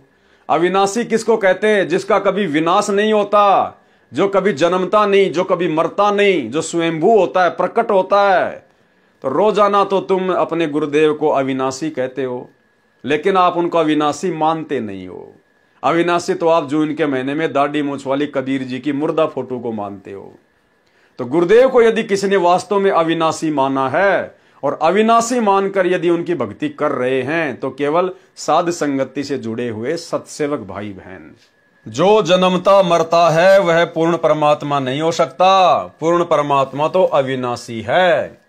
हनुमान जी ने कहा, हे ऋषिवर, मैं आपके वचनों से दुखी होता हूं, मेरी भावनाओं को चोट लगती है, आप अन्य विषय पर चर्चा करें। परमेश्वर कबीर जी ने कहा कि यदि कोई व्यक्ति गलत रास्ते जा रहा हो, वह उस रास्ते को ठीक मानकर चल रहा हो जो डाकुओं के डेरे में जा रहा है। यदि कोई सज्जन पुरुष उसको बताए कि जिस रास्ते पर आप जा रहे हो आपकी जान तथा माल को खतरा है, आगे डाकुओं का डेरा है, पहले मारते हैं फिर लूटते हैं, यदि वह व्यक्ति कहे कि आप मेरी भावनाओं को चोटिल कर रहे हो, यह कितना सत्य है। हनुमान जी चुप रहे परंतु मुस्कुराए, मानो कह रहे हो आप सत्य कह रहे हो। हनुमान जी के चेहरे पर शांति का चिन्ह देखकर परमेश्वर ने बताया कि श्री राम जी श्री विष्णु जी के अवतार हैं। पॉइंट पे ध्यान देना भाई और बहनों। जब गुरुदेव भगवान ने हनुमान जी को सच्चाई बताई, एग्जाम्पल दिया, तो हनुमान जी चुप रहे परंतु मुस्कुराए, मानो कह रहे हो कि आप सत्य हो।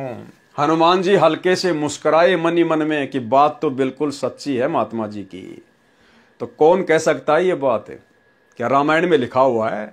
किसी राम कथावाचक ने बताई क्या ये बात? राम कथावाचक तो त्रेता युग में हनुमान जी को ऋषि मुनिंदर जी ने अपनी शरण में लिया, कहीं कोई जिक्र ही नहीं है, किसी को पता ही नहीं है इस बात का। तो स्वयं वो मुनिंदर ऋषि वर्तमान में सतगुरु रामपाल जी के रूप में है और वे वही बताएंगे जो उस समय घटना घटित हुई थी। हनुमान जी चुप रहे परंतु मुस्कुराए, मानो कह रहे हो आप सत्य कहते हो। हनुमान जी के चेहरे पर शांति का भाव देखकर परमेश्वर ने बताया कि श्री राम जी श्री विष्णु जी के अवतार हैं। श्री विष्णु जी श्री ब्रह्मा जी तथा श्री शिव जी का पिता काल ब्रह्म है। इसी को ज्योति निरंजन भी कहते हैं। काल को इसकी गलती के कारण श्राप लगा है कि 1 लाख मानव शरीरधारी प्राणियों को प्रतिदिन खाया करेगा, 1.25 लाख प्रतिदिन उत्पन्न किया करेगा, जिस कारण से उसने अपने तीनों पुत्रों को एक एक विभाग का स्वामी बना रखा है। श्री ब्रह्मा जी रजगुण है, जिसके प्रभाव से सभी प्राणी प्रेरित होकर संतान उत्पत्ति करते हैं, जिस कारण से ब्रह्मा को भूल से उत्पत्ति कर्ता मान रखा है। उत्पत्ति कर्ता तो पूर्ण परमात्मा है, कबीर देव सतगुरु रामपाल जी भगवान। काल ने अपने दूसरे पुत्र विष्णु को कर्म अनुसार पालन करने का विभाग दिया है। विष्णु सतगुण है, काल ने तीसरे पुत्र शिव तमगुण को इन 1,00,000 मानव शरीरधारी जीवों को मारकर उसके पास भेजने का विभाग दे रखा है। वह स्वयं अव्यक्त है। कौन? काल। वह स्वयं गुप्त रहता है। आप देख रहे हो, यहां कोई भी जीव अमर नहीं है। देवता भी मरते हैं, ब्रह्मा विष्णु शिव भी जन्मते मरते हैं। जो पूरी आयु जीते हैं, वृद्धा अवस्था भी सब में आती है। एक लोक ऐसा है जहां पर वृद्धा अवस्था तथा मरण नहीं है। यानी परमात्मा हनुमान जी को समझा रहे हैं कि एक लोक ऐसा है जहां पर वृद्धा अवस्था अर्थात बुढ़ापा तथा मरण नहीं है। वहां कोई रावण किसी की पत्नी का अपहरण नहीं करता। आपकी आंखों के सामने लंका में हुए राम रावण युद्ध में कितने व्यक्ति तथा अन्य प्राणी मारे गए। एक सीता को छुड़ाने के लिए आपने श्री रामचंद्र जी के लिए अपने प्राणों की बाजी लगाकर लंका को जलाया। रावण का भाई अहि रावण जो पाताल का राजा था, वह राम तथा लक्ष्मण का अपहरण करके ले गया। उनकी बलि देने वाला था। आप वहां गए और उन दोनों को जीवित लाए। आप ही बताएं, वे परमात्मा है? भाई और बहनों, गहरी बात है, गहरी बात। हमें केवल शिक्षा लेनी है, अपने विश्वास को दृढ़ करना है। इस काल तक की नीचे की जितनी भी शक्तियां हैं और ये काल, इन सब से हमने अपनी आस्था को पूरी तरह से हटाना है। कितनी महत्वपूर्ण बात गुरुदेव ने मुनिंद्र ऋषि के रूप में हनुमान जी को बताई। क्या कहा कि आप जिस श्री रामचंद्र जी को भगवान मान रहे हैं, परमात्मा मान रहे हैं, सर्वश्रेष्ठ मान रहे हैं ना, कहते हैं ध्यान दो इस बात पे। श्री रामचंद्र जी के लिए आपने प्राणों की बाजी लगाकर लंका को जलाया।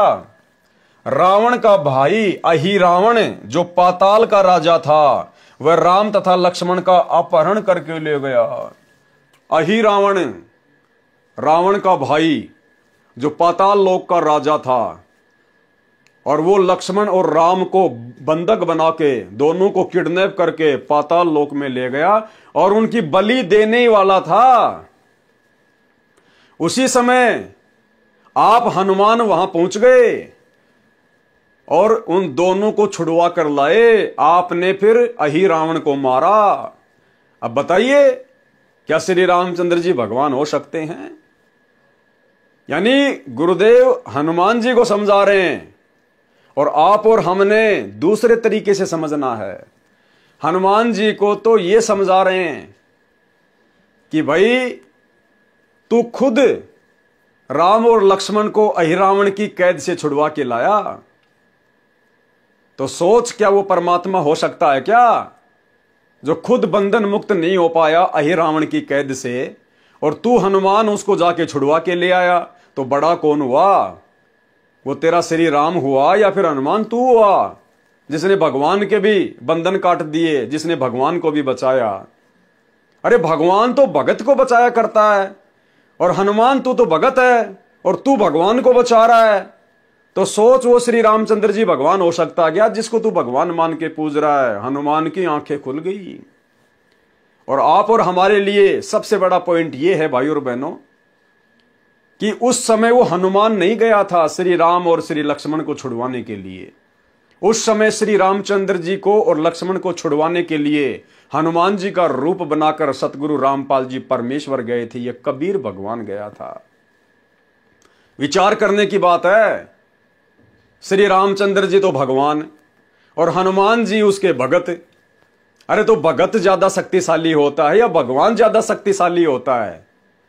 जब श्री राम और लक्ष्मण, श्री राम तो विष्णु का अवतार, लक्ष्मण जी शेषनाग के अवतार, जब वो दोनों अपने आप को रावण के भाई अहि रावण की कैद से पाताल लोक से मुक्त नहीं करवा पा रहे थे और उनकी बलि चढ़ने वाली थी, तो भला एक भगत हनुमान जी भला कैसे भगवान को छुड़वा के लेके आ जाएगा? फिर तो भगवान से बड़ा हनुमान हो गया, भगत बड़ा हो गया फिर तो भाई और बहनों, अहि रावण की कैद से श्री राम और लक्ष्मण को हनुमान का रूप बनाकर समर्थ शक्ति आदि राम कबीर परमेश्वर सतगुरु रामपाल जी ने छुड़वाया। क्योंकि करे करावे साइया मन में लहर उठा, दादू सिरदर जीव के आप बगल हो जा। और आप और हमें और अधिक कैसे विश्वास हो? आप और हम भाई बहन प्रतिदिन रोजाना असुर निकंदन रमेणी करते हैं, असुर निकंदन रमेणी। और इस रमेणी में गुरुदेव ने क्या बताया कि 33 करोड़ देवी देवताओं की और काल की जो मुख्य शक्तियां हैं उनकी महिमा है, लेकिन ये उनकी वास्तविक महिमा नहीं है। इस महिमा के पीछे हाथ कबीर देव का है, कबीर परमात्मा का है। केवल इनको तो फोकट में खुश किया जा रहा है देवी देवताओं को। और इस रमैनी में श्री ब्रह्मा विष्णु महेश के द्वारा जितने भी महान कार्य किए गए हैं, उन महान कार्यों के पीछे जिस शक्ति का हाथ है वो है कबीर देव सतगुरु रामपाल जी। और क्या कह रहे हैं परमात्मा? रावण मही रावण से मारे, मही रावण या फिर अहि रावण दोनों एक ही हैं।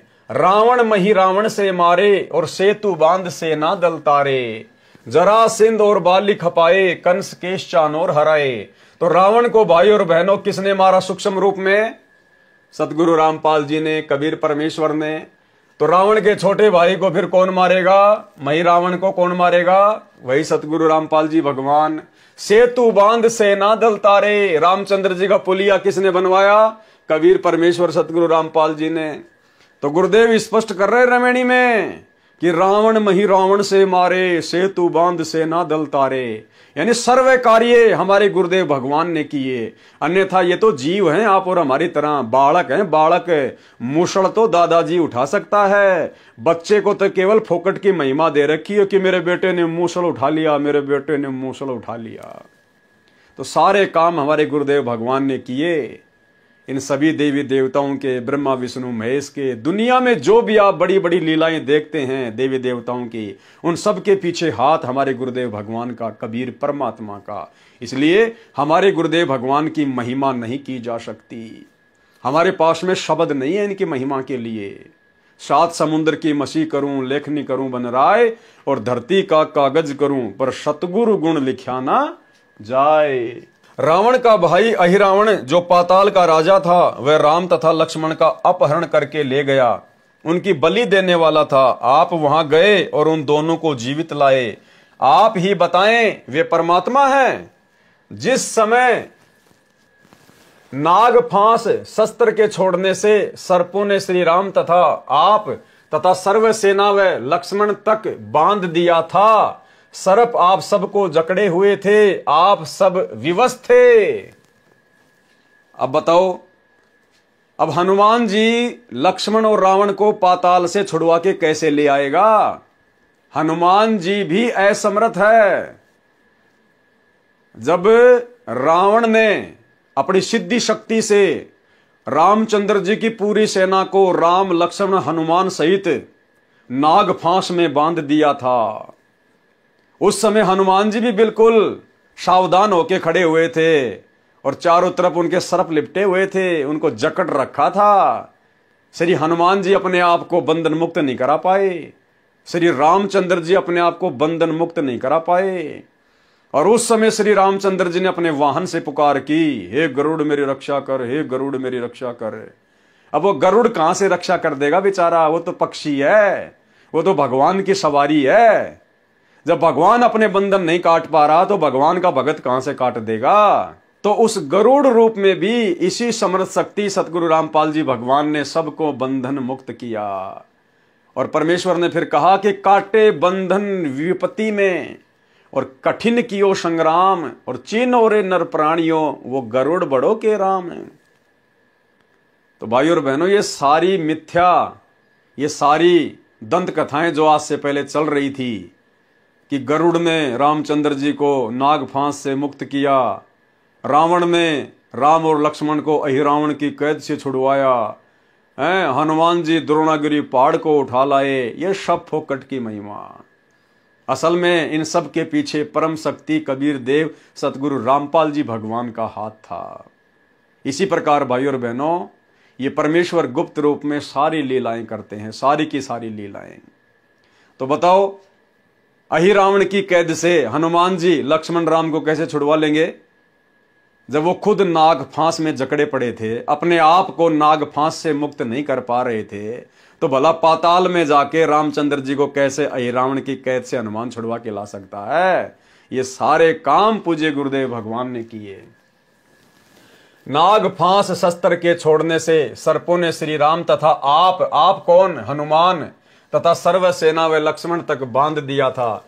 सर्प आप सबको जकड़े हुए थे, आप सब विवश थे, कुछ समय में आप सबको रावण की सेना आसानी से काट डालती। उस समय गरुड़ को पुकारा गया, उसने नागों को काटा, आप तथा रामचंद्र बंधन मुक्त हुए। यदि परमात्मा इतना विवश है कि अपना बंधन नहीं काट सका तो पुजारियों का क्या होगा, विचार करो। ठीक इसी प्रकार भाई और बहनों, इस एक लाइन को आधार बनाकर दास फिर से उन तमाम मंद बुद्धि भक्तों को संदेश देना चाहता है जो वर्तमान में अपने गुरुदेव सतगुरु रामपाल जी को मानुष समझ रहे हैं और उनकी जमानत के ठेकेदार बने हुए हैं कि हम गुरुजी की जमानत करवाएंगे, हम गुरुजी की जमानत करवाएंगे। कुछ एक बिहार के, कुछ एक कानपुर के, एक कोई पुस्तक वगैरह निकाल रखी है उन्होंने मुकदमों को लेकर, गुरुजी पर ये मुकदमे लगे, वो मुकदमे लगे। हमने क्या चाटना है उनको? हमें पता है कि इस परमेश्वर के ऊपर दुनिया का कोई मुकदमा काम नहीं करता, अपनी मर्जी से बैठा है, अपने मिशन को पूरा करके आएगा। तो ये लाइन क्या कह रही है? यदि परमात्मा इतना विवश है कि अपना बंधन नहीं काट सका तो पुजारियों का क्या होगा, विचार करो।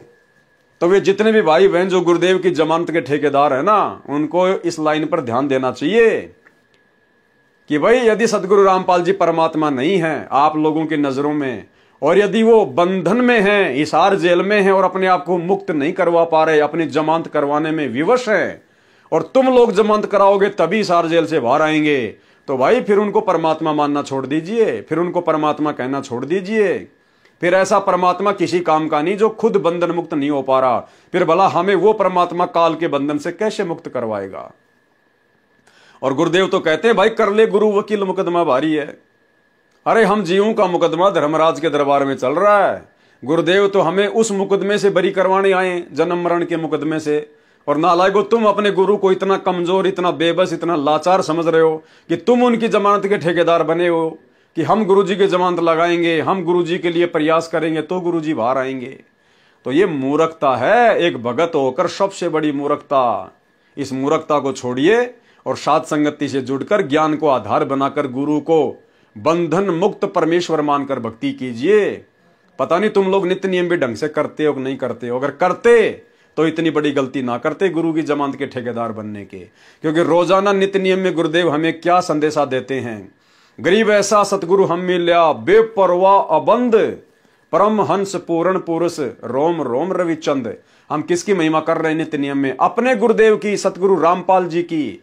और क्या कह रहे हैं अपने गुरुदेव को कि हमें ऐसे समर्थ गुरुदेव भगवान मिल गए आज कलयुग की पिछली पीढ़ी में, जो बेपरवाह अबंध, जिनको किसी की कोई परवाह नहीं है, ना काल की, ना दुर्गा की, ना ब्रह्मा विष्णु महेश की, किसी की नहीं। निर्विकार निर्भय तू ही और सकल भयमान, और सब पर तेरी साहिबी तुझ पे साहिब नाए। तो एक तरफ तो आप अपने गुरु जी को सुबह सुबह कहते हो कि ऐसा सतगुरु हम मिला, बेपरवाह अबंध, अबंध यानी जिसको कोई बांध के नहीं रख सकता, जिसको कोई कैद में नहीं रख सकता, और परम हंस पूर्ण पुरुष, रोम रोम रविचंद। और फिर ऐसे समर्थ गुरुदेव भगवान की तुम जमानत के ठेकेदार बने हुए हो। भाई आप खुद भी 84 में जाने के काम कर रहे हो, और आप अपने पीछे जिन 10-20 लोगों को मूर्खता में लगा कर बैठे हो, उनको भी बेचारों को नरक में ठोकने की तैयारी कर रहे हो। क्योंकि गुरु मानुष कर जानते वो नर कहिए अंध, ओवे दुखी संसार में आ गए यम के फंद। यदि परमात्मा इतना विवश है कि अपना बंधन नहीं काट सका तो पुजारियों का क्या होगा, विचार करो। अरे काटे बंधन विपत में कठिन कियो संग्राम, चीनो रे नर प्राणियों गरुड़ बड़ो के राम। इसी प्रकार यदि आज आप लोगों के द्वारा जमानत करवाने से यदि सतगुरु रामपाल जी की जमानत हो जाती है और यदि वो जेल से बाहर आते हैं, तो इसी प्रकार आने वाले समय में ये दुनिया संत रामपाल जी को परमात्मा नहीं मानेगी। जैसे गरुड़ के द्वारा श्री रामचंद्र जी को बंधन मुक्त करवाने के बाद दुनिया उनको परमात्मा नहीं मानती, तो इसी प्रकार कल को ये दुनिया कह देगी कि रहने दो, जुबान बंद कर लो, हमारे गुरुजी परमात्मा, हमारे गुरुजी परमात्मा। अरे तुम्हारे भक्तों ने तुम्हारे गुरुजी की जमानत करवाई, तब कहीं जाकर 10 साल बाद जेल से बाहर आए थे। इतने बड़े परमात्मा थे तो 10 साल में आ जाते अपने आप। भक्तों के जमानत करवाने से क्यों आए? तो भाई गुरुदेव भगवान के नाम पे धब्बा लगता है, और ये परमात्मा है, बालक नहीं है, अंतर्यामी है। ये सबकी परीक्षा का समय है, ये अपनी मर्जी का मालिक है। अपने मिशन में जो गंदगी फैल गई थी उसको निकालने के लिए गया है, और मिशन को साफ सुथरा करके अपनी लीला पूरी करके अपनी मर्जी से आएगा। ये किसी का गुलाम नहीं है, ये इसकी लीला है जो वर्तमान में तुम्हें समझ में नहीं आ रही है। इस बात को केवल साथ संगति से जुड़े हुए भाई बहन ही समझ सकते हैं। इसलिए साथ संगति से जुड़ो और अपने दिमाग में जो गंदगी तुम लोगों ने गुरु को मानुष मानकर पैदा कर रखी है उसको डिलीट करो, साफ करो। काटे बंधन विपत में कठिन कियो संग्राम, चीनो रे नर प्राणियों गरुड़ बड़ो के राम। हनुमान जी ने कहा, ऋषि जी समुद्र पर पुल बनाना क्या आम आदमी का कार्य है? ये परमात्मा बिना नहीं बनाया जा सकता। फिर भी हनुमान जी श्री रामचंद्र जी को परमात्मा मानने से इनकार नहीं कर रहे। उनके मन में खरपतवार भरी पड़ी है, वो गंदगी भरी पड़ी है। और परमात्मा से क्या सवाल किया कि ऋषि जी इतने बड़े समुद्र के ऊपर पुल बनाना क्या कोई एक आम व्यक्ति का काम है क्या? परमात्मा के बिना कौन बना सकता है? तो गुरुदेव ने क्या कहा, समुद्र पाटी लंका गयो सीता को भरतार, अगस्त ऋषि सातु पी गए इनमें कौन करतार। यदि आप समुद्र के ऊपर सेतु बनाने से श्री रामचंद्र जी को परमात्मा मानते हो तो अगस्त ऋषि ने सातु समुद्रों को पी लिया था, इनमें कौन परमात्मा है भाई? ऋषि मुनिंदर जी ने बताया कि आप भूल गए क्या, एक ऋषि आए थे, उन्होंने एक पर्वत के पत्थर को अपनी डंडी से रेखा खींचकर हल्का किया था, तब पत्थर तैरे थे, तब पुल बना था। रामचंद्र तो 3 दिन से रास्ता मांग रहे थे। समुद्र ने ही बताया था नल नील के विषय में। हनुमान जी ने कहा कि वह तो विश्वकर्मा जी थे। हनुमान जी बोला, वो जो बाबा आया था ना, जो पूरे पहाड़ के चारों तरफ एक डंडी से रेखा खींच कर गया था, पत्थर हल्के करके गया था, बोलो वो तो विश्वकर्मा जी थे जो भेष बदल के आए थे। हनुमान जी ने कहा वह तो विश्वकर्मा जी थे जो वेश बदल कर श्री रामचंद्र जी के बुलाने पर आए थे। परमेश्वर कबीर जी ने कहा कि विश्वकर्मा जी तो पुल का निर्माण कर सकते हैं, जल के ऊपर पत्थर नहीं तैरा सकते। परमेश्वर ने कहा कि विश्वकर्मा जी केवल समुद्र पे पुलिया बना सकते हैं, लेकिन समुद्र के ऊपर पत्थर तैराना उनके बस की बात नहीं है। नल नील के हाथों में शक्ति थी, उनके हाथों से डाली गई वस्तु जल के ऊपर तैरा करती थी। उस दिन उनमें अभिमान आ गया था, उनकी शक्ति समाप्त हो गई थी। वह आशीर्वाद मेरा ही था। हनुमान जी ने कहा, क्या आप ऋषि मुनिंदर जी हैं? परमेश्वर जी ने कहा, हाँ। मुनिंदर जी ने कहा कि आपने अपने प्राणों की परवाह न करके राम के लिए क्या नहीं किया? जब सीता ने आपको अपशब्द कहे और घर छोड़ने को कहा, उस समय श्री राम वहीं विराजमान थे। एक शब्द भी नहीं कहा कि सीता ऐसा ना कर। पवन सुत अंदर से तो मान रहे थे, परंतु ऊपर से कह रहे थे कि ऋषि जी किसी की आलोचना नहीं करनी चाहिए। मुनिंदर जी ने कहा कि सत्य कहना आलोचना नहीं होती। यदि श्री रामचंद्र और सीता के अंदर अच्छे इंसान वाले गुण भी होते तो भी आपका आजीवन एहसान मानते और अपने चरणों में रखते। श्री राम और सीता के अंदर एक आम अच्छे इंसान वाले गुण भी नहीं थे। यानी भाई और बहनों, जो गुण आज गुरुदेव ने अपनी शक्ति से, अपनी भक्ति से आप और हम भगत भाई बहनों के अंदर पैदा कर दिए हैं, ऐसे अच्छे गुण श्री राम और सीता में भी नहीं थे। इस भक्ति से परमेश्वर ने मिट्टी को कंचन बना दिया है। यदि श्री रामचंद्र और सीता के अंदर अच्छे इंसान वाले गुण भी होते तो भी आपका आजीवन एहसान मानते और अपने चरणों में रखते। आप तो उनके बिना जीना भी उचित नहीं मानते। और सुनो, आपके साथ जैसा व्यवहार किया उसका फल भी सीता तथा रामचंद्र जी को मिल गया। सीता ने एक भगत को जो अपशब्द कहे थे, सीता ने जो भगत की भावनाओं को ठेस पहुंचाया, उसकी श्रद्धा को ठेस पहुंचाया, गुरुदेव कह रहे हैं कि सीता को भी उसका फल मिल गया। यानी अयोध्या में निकाली गई दर दर की ठोकर। और श्री रामचंद्र जी जो उस समय चुपचाप थे, सभा में बैठकर सत्य को सत्य नहीं कह पाए, वो श्री रामचंद्र भी अंत में सरयू नदी में डूब के मरा, छलांग लगा के। यानी भाई और बहनों, कितनी गहरी बात है। हम भगत भाई बहनों ने किसी की भी श्रद्धा का, हम भाई बहनों ने किसी की भी भावनाओं का मजाक नहीं बनाना चाहिए। हमने किसी को भी अपशब्द नहीं कहने चाहिए, अन्यथा परमेश्वर का विधान है। और रामचंद्र और सीता भी किसी जन्म में गुरुदेव के भगत थे, शिष्य थे। लेकिन जब त्रेता युग में उन्होंने हनुमान जी का अपमान किया, अपशब्द कहे, तो परमेश्वर ने यह नहीं देखा कि ये राम और सीता मेरे भगत थे। परमेश्वर ने उनको भी दंड दिया जैसा उन्होंने वो कर्म किया। तो आप और हमने बहुत सावधानी रखनी है। आधीनी के साथ गर्दन नीची करके, बिना किसी को कुबोल कहे, बिना अपनी जुबान से कोई अपशब्द कहे। क्योंकि परमेश्वर कहते हैं जीभ तो वाहे बली जो रटे हरि को नाम, नहीं तो काट कर फेंक दो मुख में भलो ना चाम। हमने सतलोक आश्रम मैनेजमेंट हरियाणा वाले इन कोऑर्डिनेटरों की तरह, गुरुदेव के परिवार वालों की तरह, हमने किसी को भी गाली गलौच नहीं करनी, किसी को भी अपशब्द नहीं कहना है, सत्य को सत्य अवश्य कहना है, लेकिन हमने किसी की निंदा चुगली या किसी की भक्ति और श्रद्धा का मजाक नहीं बनाना है। और सुनो, आपके साथ जैसा व्यवहार किया उसका फल भी सीता तथा श्री रामचंद्र को मिल गया है। कुछ वर्षों के पश्चात सीता जी को श्री राम ने घर से निकाल दिया। उस समय वह गर्भवती थी। यह सुनकर हनुमान जी की आंखों से आंसू निकल आए और ऋषि जी के चरणों में गिर गए, कुछ नहीं बोले। अयोध्या वासियों ने 2 वर्ष दिवाली और दशहरा मनाया था, उसके पश्चात बंद कर दिया था कि जिस देवी के लिए रावण मारा, आज वह फिर कितने रावणों का कष्ट झेलेगी। दीपमाला खुशी का प्रतीक है। जब राजा और रानी भिन्न भिन्न हो गए तो न दिवाली न राजा को अच्छी लगे और न प्रजा को, इसलिए दीपावली का त्योहार उसी समय से बंद हो गया था। जो 2 वर्ष मनाया गया था उसके आधार से भोली जनता ये पर्व मना रही है। अब वर्तमान में ये जितने भी श्री रामचंद्र जी के पुजारी हैं, सीता जी को अपनी माता कहते हैं।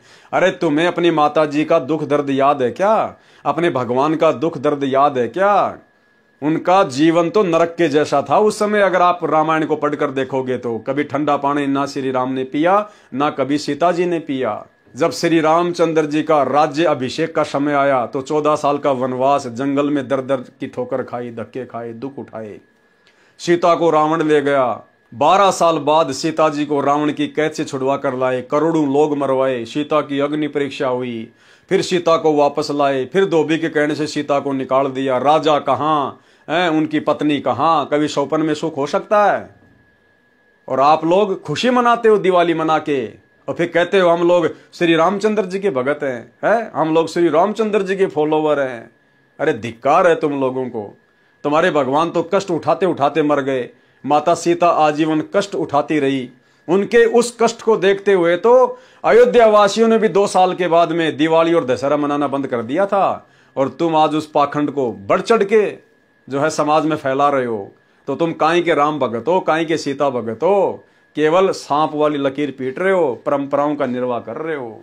इसी प्रकार दशहरा तथा रावण दहन की परंपरा चली आ रही है। यदि किसी के घर पर किसी जवान की मृत्यु हो जाती है तो वह परिवार तथा रिश्तेदार कोई त्योहार नहीं मनाते। हनुमान जी ने कहा प्रभु परमेश्वर की चर्चा करो। अब हनुमान जी का धीरे धीरे भक्ति भाव में जागृति उठने लगी सच्चाई से परिचित होने के बाद, और कहा कि हे प्रभु परमेश्वर की चर्चा करो। हनुमान जी ने कहा प्रभु परमेश्वर की चर्चा करो। कबीर परमेश्वर जी ने सृष्टि रचना सुनाई। सत्य कथा सुनकर हनुमान जी गदगद हो गए। सतलोक देखने की प्रार्थना की। परमेश्वर आकाश में उड़ गए। हनुमान जी देख रहे थे। कुछ देर अंतर ध्यान हो गए। हनुमान जी चिंतित हो गए कि अब ये ऋषि कैसे मिलेंगे। इतने में आकाश में विशेष प्रकाश दिखाई दिया। हनुमान जी को दिव्य दृष्टि देकर सतलोक दिखाया। ऋषि मुनिंद्र जी सिंहासन पर बैठे दिखाई दिए। उनके शरीर का प्रकाश अत्यधिक था। सिर पर मुकुट तथा राजाओं की तरह छत्र था। कुछ देर वह दृश्य दिखाकर दिव्य दृष्टि समाप्त कर दी। मुनिंद्र जी नीचे आए। हनुमान जी को विश्वास हुआ कि ये परमेश्वर है, सत्यलोक सुख का स्थान है। परमेश्वर कबीर जी से दीक्षा ली, अपना जीवन धन्य किया, मुक्ति के अधिकारी हुए। हनुमान जी मुक्ति के अधिकारी हुए, मुक्त नहीं हुए। इसलिए आप सभी भाई बहनों को दास बार बार कहता है कि वर्तमान में ये जो 4 युग का इतिहास है, सतयुग से लेकर वर्तमान तक का समय, इसमें कोई भी आत्मा पार नहीं हो पाई है। पार होने का समय तो ये कलयुग की बिचली पीढ़ी है, वर्तमान समय है। अब परमेश्वर उन सभी आत्माओं को दोबारा से जन्म देगा जिन आत्माओं को गुरुदेव ने सतयुग त्रेता द्वापर में अपनी शरण में लिया था। परमेश्वर कबीर जी से दीक्षा ली, अपना जीवन धन्य किया, मुक्ति के अधिकारी हुए। इस प्रकार पवित्र आत्मा परमार्थी स्वभाव हनुमान जी को परमेश्वर कबीर जी ने अपनी शरण में लिया। परमार्थी आत्मा को संसार तथा काल के स्वामी भले ही परोपकार का फल नहीं देते, परंतु परमेश्वर ऐसी आत्माओं को शरण में अवश्य लेते हैं, क्योंकि ऐसी आत्मा ही परम भगत बनकर भक्ति करते हैं और मोक्ष प्राप्त करते हैं। सांसारिक व्यक्ति जो परमार्थी को धोखा देते हैं वे आजीवन कष्टमय जीवन व्यतीत करते हैं। श्री रामचंद्र जी को अंत समय में अपने ही पुत्रों लव तथा कुश से पराजय का मुंह देखना पड़ा। सीता जी ने उनके दर्शन करना भी उचित नहीं समझा। बताओ, आप लोग अयोध्या में राम लला के दर्शन करने जाते हो और रामायण को आप कभी पढ़ते नहीं। सीता को जब अयोध्या से निकाल दिया गया था, उन्होंने श्री रामचंद्र जी का मुंह देखना भी अच्छा नहीं समझा। मुंह देखना भी, इतनी नफरत हो गई थी उनको श्री रामचंद्र जी से कि इसके अंदर तो एक आम सांसारी व्यक्ति की तरह अच्छे लक्षण भी नहीं है। तो भाई और बहनों, आज आप लोग उनके दर्शन करने के लिए अयोध्या जा रहे हो, अपना कीमती समय और धन बर्बाद कर रहे हो। इतिहास से शिक्षा लेनी चाहिए। श्री रामचंद्र जी को अंत समय में अपने ही पुत्रों लव तथा कुश से पराजय यानी हार का मुंह देखना पड़ा। सीता जी ने उनके दर्शन करना भी उचित नहीं समझा। देखते देखते पृथ्वी में समा गई। इस गलानी से श्री रामचंद्र जी ने अयोध्या के पास बह रही सरयू नदी में छलांग लगाकर अपनी जीवन लीला जल समाधि लेकर समाप्त कर दी। ना पत्नी रही, ना बच्चे रहे, पूरी अयोध्या में थूथू हो रही है। दुर्वासा ऋषि के कारण अपने भाई लक्ष्मण को मृत्यु दंड की सजा देनी पड़ी श्री रामचंद्र जी ने। इन सब बातों से दुखी होकर अंदर ही अंदर श्री रामचंद्र जी ने सरयू नदी में छलांग मार के आत्महत्या की। डूब के मरे, देसी भाषा में कहते हैं डूब के मरना और संत भाषा में कहते हैं समाधि लेना। यह है श्री रामचंद्र जी की अंतिम उपलब्धि। अरे जो श्री रामचंद्र जी वेदों के अनुसार साधना करते थे, उनकी भी अंत में यह दुर्गति हुई। सरयू नदी में डूब के मरना पड़ा, आत्महत्या करनी पड़ी। और आप लोग दशरथ पुत्र श्री रामचंद्र जी को ही भगवान मान के राम राम राम राम जय श्री राम, आप लोगों की कैसे मुक्ति होगी? कैसे हो रही है वर्तमान में? रोडों के ऊपर कुत्ते वाली मौत हो रही है। खरबूजे की तरह फूट फूट के लोग मर रहे हैं। जिनकी गाड़ियों के पीछे जय श्री राम लिखा होता है, एक्सीडेंट में उनका चकनाचूर निकला हुआ मिलता है रोड पे। तो भाई, असली राम को पहचानो, असली आदि राम को पहचानो। मृत्यु होगी तो भी परमात्मा टाल देगा, भगत के नजदीक नहीं आएगी। उसको कहते हैं श्री राम। वो श्री राम कबीर देव सतगुरु रामपाल जी है। सत्संग सुनकर पहचानिए। श्री रामचंद्र जी ने अयोध्या के पास बह रही सरयू नदी में छलांग लगाकर अपनी जीवन लीला जल समाधि लेकर समाप्त की। परमार्थी हनुमान जी को निस्वार्थ दुखियों की सहायता करने का फल मिला। परमात्मा स्वयं आए, मोक्ष मार्ग बताया, जीव का कल्याण हुआ। हनुमान जी फिर मानव जीवन प्राप्त करेंगे तथा परमेश्वर कबीर जी उनको शरण में लेकर मुक्त करेंगे। उस आत्मा में सत्य भक्ति बीज डल चुका है। अब क्या होगा? हनुमान जी का तो फिर से मनुष्य जन्म होगा। हो सकता है परमात्मा इस कलयुग की बिचली पीढ़ी में दया कर दें या फिर कर दी हो। वो हनुमान, जिस हनुमान को भगवान मान के दुनिया पूज रही है, वो हनुमान जी वर्तमान में सतगुरु रामपाल जी को, अगर इस समय गुरु जी उनको जन्म देंगे तो संत रामपाल जी को भगवान मान के पूजेगा। और आप लोग अपनी अज्ञानता में, आध्यात्मिक नादानी में, शास्त्रों की नासमझी में उस हनुमान जी को ही भगवान मान के पूज रहे हो। अरे हनुमान जी की तो वैसे भी पूजा नहीं करनी चाहिए, क्योंकि वो तो एक भगत था। हनुमान जी तो खुद भक्ति किया करता था श्री रामचंद्र जी की, और तुम उस भगत को ही पूज रहे हो। तो ये सबसे बड़ी मूर्खता है, नादानी है। भाई और बहनों, जिस समझ के लिए परमेश्वर ने आज वर्तमान में आप और हम अरबों इंसानों को जो मनुष्य जन्म दिया है, वो केवल मोक्ष प्राप्ति के लिए दिया है। शास्त्रों को समझकर, ज्ञान को समझकर, सच्चे गुरु की पहचान करके भक्ति करने के लिए दिया है। अभी मौका है, जब तक सतगुरु रामपाल जी के चरण कमल धरती पर हैं। भाई और बहनों, सत्संग सुन के अपना आत्म कल्याण करवा लीजिए, अन्यथा उसके बाद में दुर्गति होगी, दुर्दशा होगी। धरती पर कोई बचाने वाला नहीं मिलेगा। 2028 युग परिवर्तन का समय है। प्रकृति तांडव मचाएगी, हर प्रकार से प्राणियों को दुखी करेगी। त्राईमाम मचेगा। कारण चाहे युद्ध हो, महायुद्ध हो, गृह युद्ध हो, बाढ़ हो, भूकंप हो, अनावृष्टि, अतिवृष्टि, सूखा, अकाल, महामारियां, कुछ भी त्राईमाम मचेगा इस पृथ्वी पर। दाने दाने को लोग तरसेंगे। तब कहीं जाकर दुनिया को हिसार जेल में बैठे हुए संत रामपाल जी में पूर्ण परमात्मा के दर्शन होंगे। ये कार्य वैसे संभव नहीं है। तो भाई और बहनों, समय रहते समझ जाओ। उस युग परिवर्तन के समय में अपनी कमर तुड़वाने से बच जाओ। अगर शरण में आ जाओगे, परमेश्वर आपकी भी रक्षा करेगा, आपके परिवार की भी रक्षा करेगा। अन्यथा आने वाले समय में अंधकार ही अंधकार है, दुर्गति ही दुर्गति है।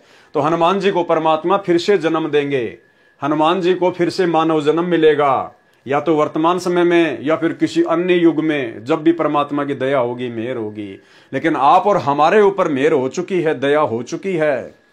आप और हम आत्माएं उस हनुमान जी से भी लाखों गुना उत्तम आत्मा है, जो परमेश्वर ने सारी प्रोसीजर को पार करवा कर, यानी आप और हम ना जाने कितनी बार हनुमान बन चुके हैं, कितनी बार श्री राम बन चुके हैं, कितनी बार ब्रह्मा विष्णु महेश बन चुके हैं। ये सारी प्रोसीजर पार करके आज आप और हम कलयुग की बिचली पीढ़ी में परमेश्वर के द्वारा अपने चरणों में लिए गए हैं। तो भाई और बहनों, अपने आप को कमजोर भी मत समझो और अपने आप को अहंकार में बहुत बड़ा भी मत समझो। ज्ञान आधार से परमात्मा का दास समझो। और ये सारे राजपाट, सुख, स्त्री, आनंद, फलाना दिखना, धन संपत्ति, राजा महाराजा, देवी देवता, ये सारे सुख हम भोग चुके हैं। ये सारे झूठे आनंद हम उठा चुके हैं और उस आनंद के प्रतिफल में उससे भी कई गुना ज्यादा दुख और नरक भी भोग चुके हैं। इसलिए हमने उन झूठे सुखों की तरफ ध्यान नहीं देना। आदीनी भाव से, दास भाव से गुरुदेव का दास बनकर अपनी भक्ति सफल करनी है और सदा रहने वाले अमर सुखों को सतलोक में भोगना है। तो भाई और बहनों, गुरुदेव भगवान की बहुत बड़ी रजा, बहुत बड़ी मेहर, जो परमेश्वर ने अपने कर कमल से लिखित पुस्तकों के ऊपर वीडियो बनाने की सत प्रेरणा अपने बच्चों को दी है। आज हमारा विश्वास गुरुदेव के आशीर्वाद से दृढ़ होता जा रहा है और यही दृढ़ता एक दिन हमें सतलोक का अधिकारी बनाएगी। तो आज के वीडियो में केवल इतना ही। कल रात्रि 8 बजे कबीर सागर के सरलार्थ के ऊपर एक नए वीडियो के साथ सभी भाई बहन फिर से दास के Facebook page Pawan Das is live के ऊपर लाइव जुड़िए। तब तक गुरुदेव भगवान हम सबको आज्ञा दें, इजाजत दें, अपना आशीर्वाद दें। बंदी छोड़ सतगुरु रामपाल जी भगवान की जय हो।